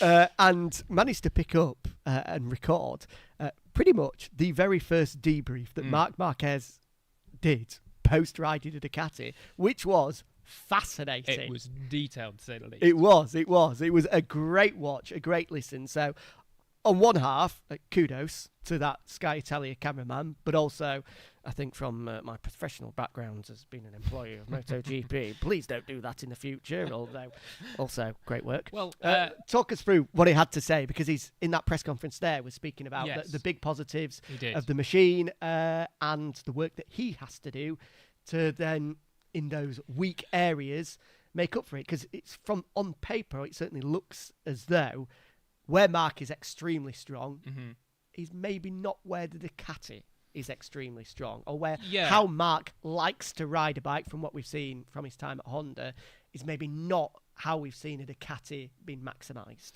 Yeah, absolutely. I mean, he's jumping onto a bike that works in a very different way. I think the biggest thing and the biggest tell was that, okay, this bike is a totally different animal to the Honda he's been on for the last 2 years. Was, I think his first, like the very first comment was that he can't get on the tight corners, he can't get on the gas as quickly as what he would in the Honda, because it has that much more rear grip, so it just drives him wide on the exit, rather than the Honda that had less rear grip. He could use the throttle to kind of spin it and get on the throttle really early to then kind of make up for the lack of grip that Honda had. But obviously, the Ducati is still better out the corner because once he does get on the gas, a fraction later, it's just got so much grip that he can make up that ground anyway, so it doesn't matter. That was really interesting to hear because obviously then you hear about how much more rearwards perhaps the Ducati possibly is. Corner entry was another big thing that he said, and obviously if you've got a very different feeling coming out of the corner, it's very likely that you have a very different feeling going into the corner too. We know that Marc always, even when Honda obviously redesigned the RC213V to a very, very different bike, he was still incredible into the corner compared to many, many others. And you've heard them say all throughout this year that Marc on the way into the corner is incredible, better than even many of the Ducati riders. The front end corner entry is something that, depending on which Ducati rider you talk to, they've had varying degrees of success and good feeling with. Johan Zarco often used to comment that he's maybe missing something with the front feeling on the way into the corner. We know that Pecco this year had his struggles on the brake and into the corner too. So it's something that kind of seems to vary with whether they're just clicking with what setup they have at the time. We know that Jorge Martin found something, and once he found it, he did not differentiate, which I think is kind of the thing that many Ducati riders look for. They find that golden ticket that works for them, and then they just run with it, and that's it.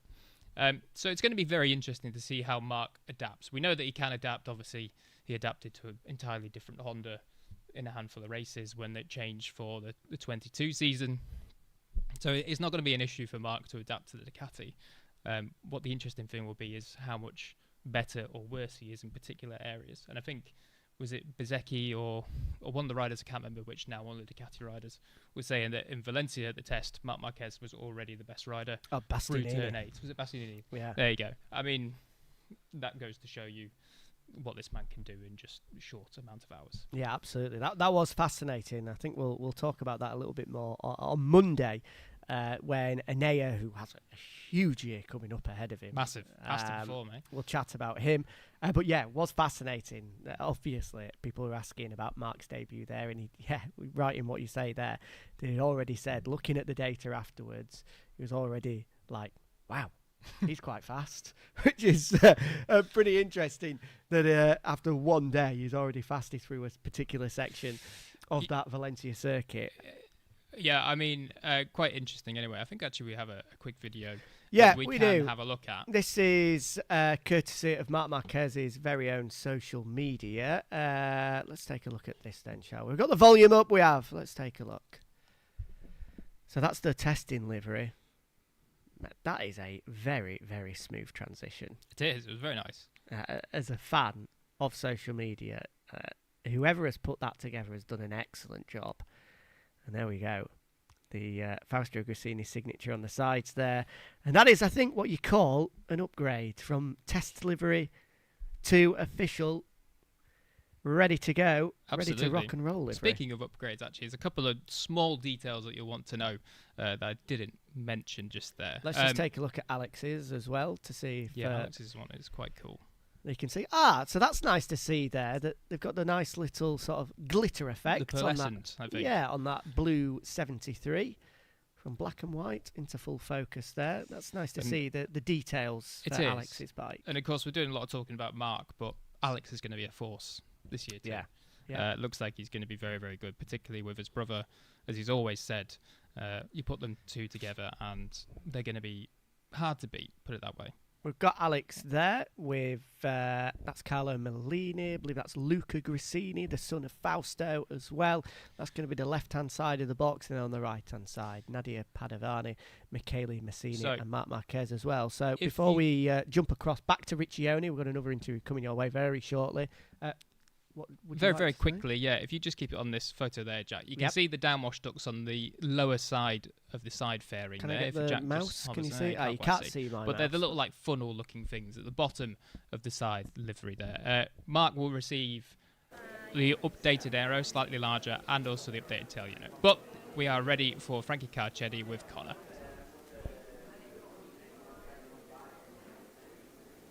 That's right, Jack. We're here with Frankie Carcetti. It's a new rider, a new year for you. But if I can take you back to Valencia in November, what were your first impressions of Marc on the Ducati? Do you know, everything happens so fast. You literally finish one race and start the test. I think there's about 2 minutes before everything starts. You're like, oh yeah, this, you know, it's exciting, everything. But to be honest, well, as soon as it starts, you're fully focused. Your mind's just on the bike, on Marc, and trying to get as much as possible done. The conditions were absolutely awful, and you've got one bike in the garage. It makes it really tough. You know, you can't afford any mistakes, no breakdowns, no slips, you know, so it was stressful from that point of view, but to be honest, we found something in the conditions that worked okay, and yeah, just gave him as many laps as possible. I don't think there's anyone better to ask this of. How far can Marc go this year? I've said it all day. I mean, we hadn't even thought about Qatar. Our whole point at the moment is Sepang test, and it's like anything. The higher rung on a step on a ladder you are, you always try and go higher, and the more you do. But you know, the idea of the whole Sepang at the moment is to start as high as possible, which obviously stands you in good stead for Qatar, and always improve. And where that will be, Valencia 2024, your guess is as good as mine. Very much taking it step by step here. Back to you in the studio.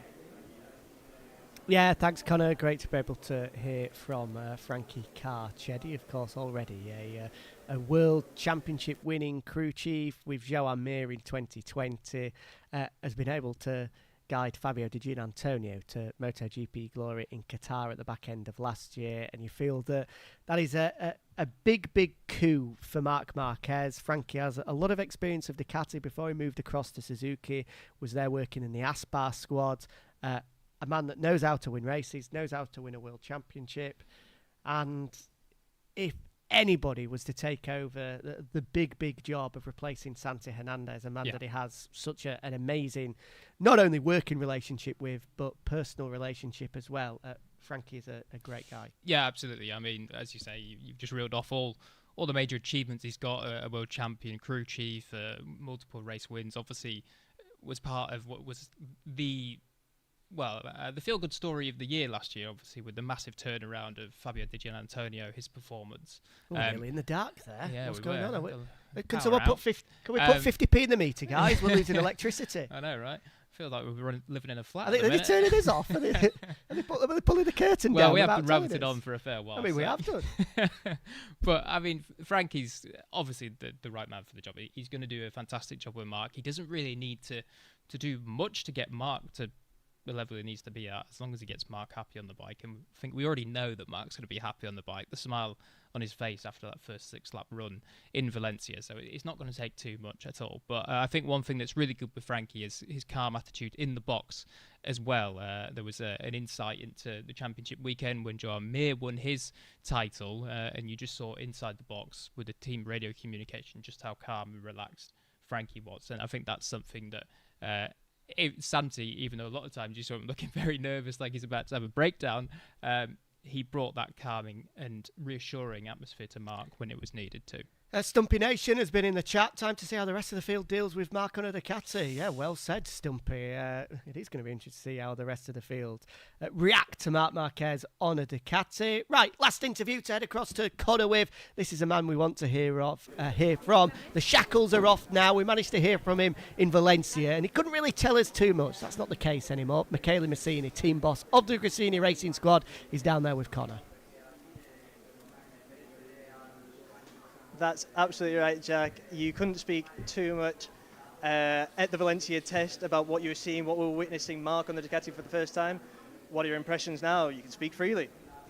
Yeah, so the impression was clearly good, but it's sure that was a difficult test for the conditions. So the real first test will be in Sepang, where we can try to taste the Ducati really.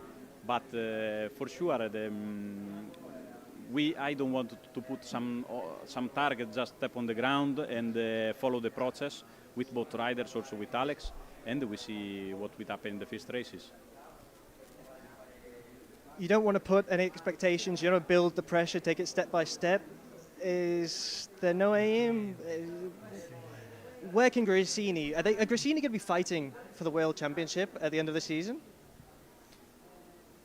I will talk about this maybe at the middle of the season, but for sure I will not make pressure on both Alex and Marc on him, because for sure our is a more familiar team than a factory team. So if you are in the factory team, the pressure is there and you have to win. You have to demonstrate certain results. I don't do this in the first races, just watch where we are and start to think about. Jack, we're keeping it really calm here in Riccione. Back to you in the studio. Cheers, Connor. Thank you very much indeed. I feel as though the World Championship word has been Italiano? banned from the Gresini Racing Launch. Whenever anybody tries to ask the question, can you fight for the World Championship? Will you be World Champion? Well, ask me after 5 rounds. Ask me in the summer. I'll say it for them. Those guys are going to be fighting for the World Championship. Have to be. They have to be, really. I mean, if you have Marc Marquez and Alex Marquez on your bikes, that surely is the goal. I mean, it's the goal of any race. It doesn't matter where they're finishing in the MotoGP field, but when you've got an 8-time world champion and also a 2-time world champion, has to be. Absolutely. Jack, thank you very much for joining us. We're going to let you go now. Yep. It's his girlfriend's birthday tomorrow. It is, yeah. Well done to Helena for being such a loving and accepting girlfriend at 8:45 on a Saturday evening to allow him to be here talking rubbish with me. Right, go. I know, yeah, better get a taxi. Exactly. Go. Well done. Thank you, Jack. Great to chat from him, hear from him, and we'll be chatting to him as we go throughout the year as well. Get that chair out of the way. Come on. There you go. Good work. Right, we're going to head back to Riccione very shortly just to say goodbye to Connor and get his final thoughts before he then moves on to our second launch on Monday. Augustina. Really like the bike and hope they get on the top 3 in the championship. Greetings from Uruguay. Well, thank you very much for joining us, Augustina, and thanks for your comment as well. A great time to be a Uruguayan. The football team going great. Marcelo Bielsa doing great guns there. And looks like she's a big Marquez fan for both Marc and Alex, hoping that the pair of them will be inside the top 3 of the World Championship this year. So thanks for your comment, Augustina. As we got any more filtering through as well before we can say goodbye to Connor and thank him for his services today. Loyal Lucian, my big question is which Ducati team will be the best Ducati team? Well, that is an interesting question. Of course, just like last year, we've got the 4 of them. The factory team, the Ducati Lenovo squad with Pecco Bagnaia and Enea Bastianini. They won the team's championship. In fact, no, they didn't. So they finished second in the team's championship. They won the Riders' World Championship with Pecco Bagnaia.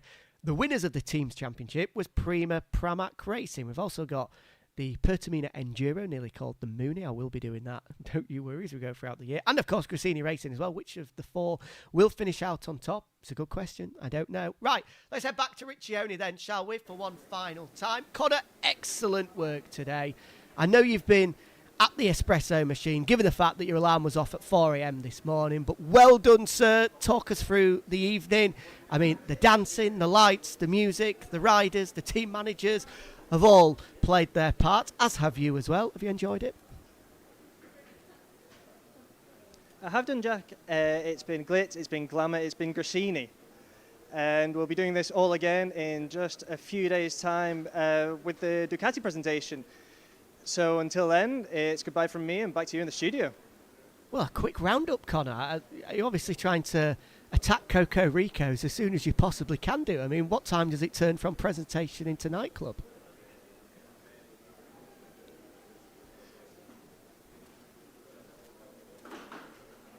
Have we lost Connor? Maybe we've lost Connor. He's gone already. Actually, quite soon, I think. Oh, really?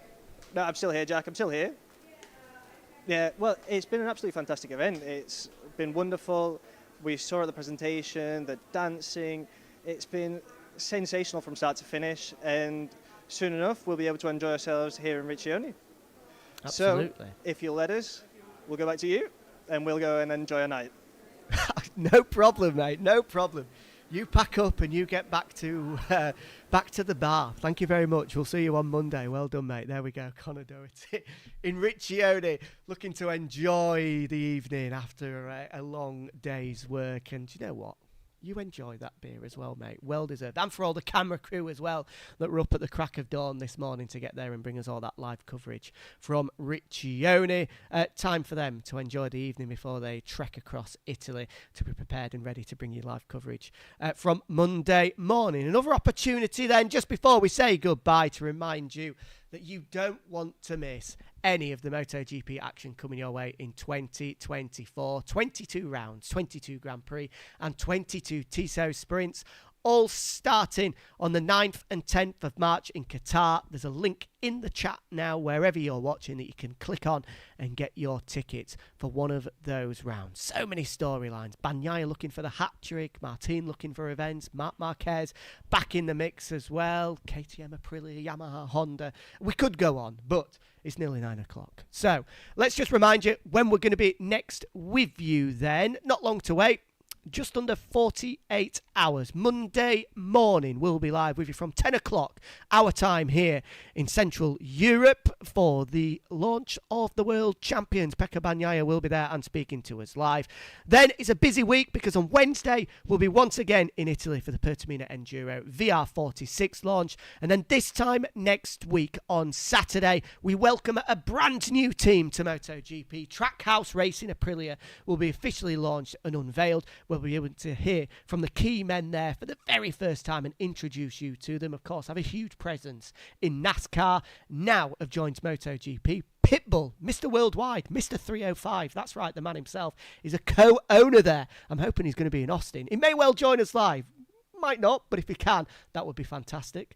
If not, hopefully he's there in Austin and we can chat to him there. But yeah, don't miss that one. Trackhouse Racing are going to make a huge splash in 2024 and they kick things off a week today. Right, okay. I think that's all we've got time for then here on our very first team presentation of 2024.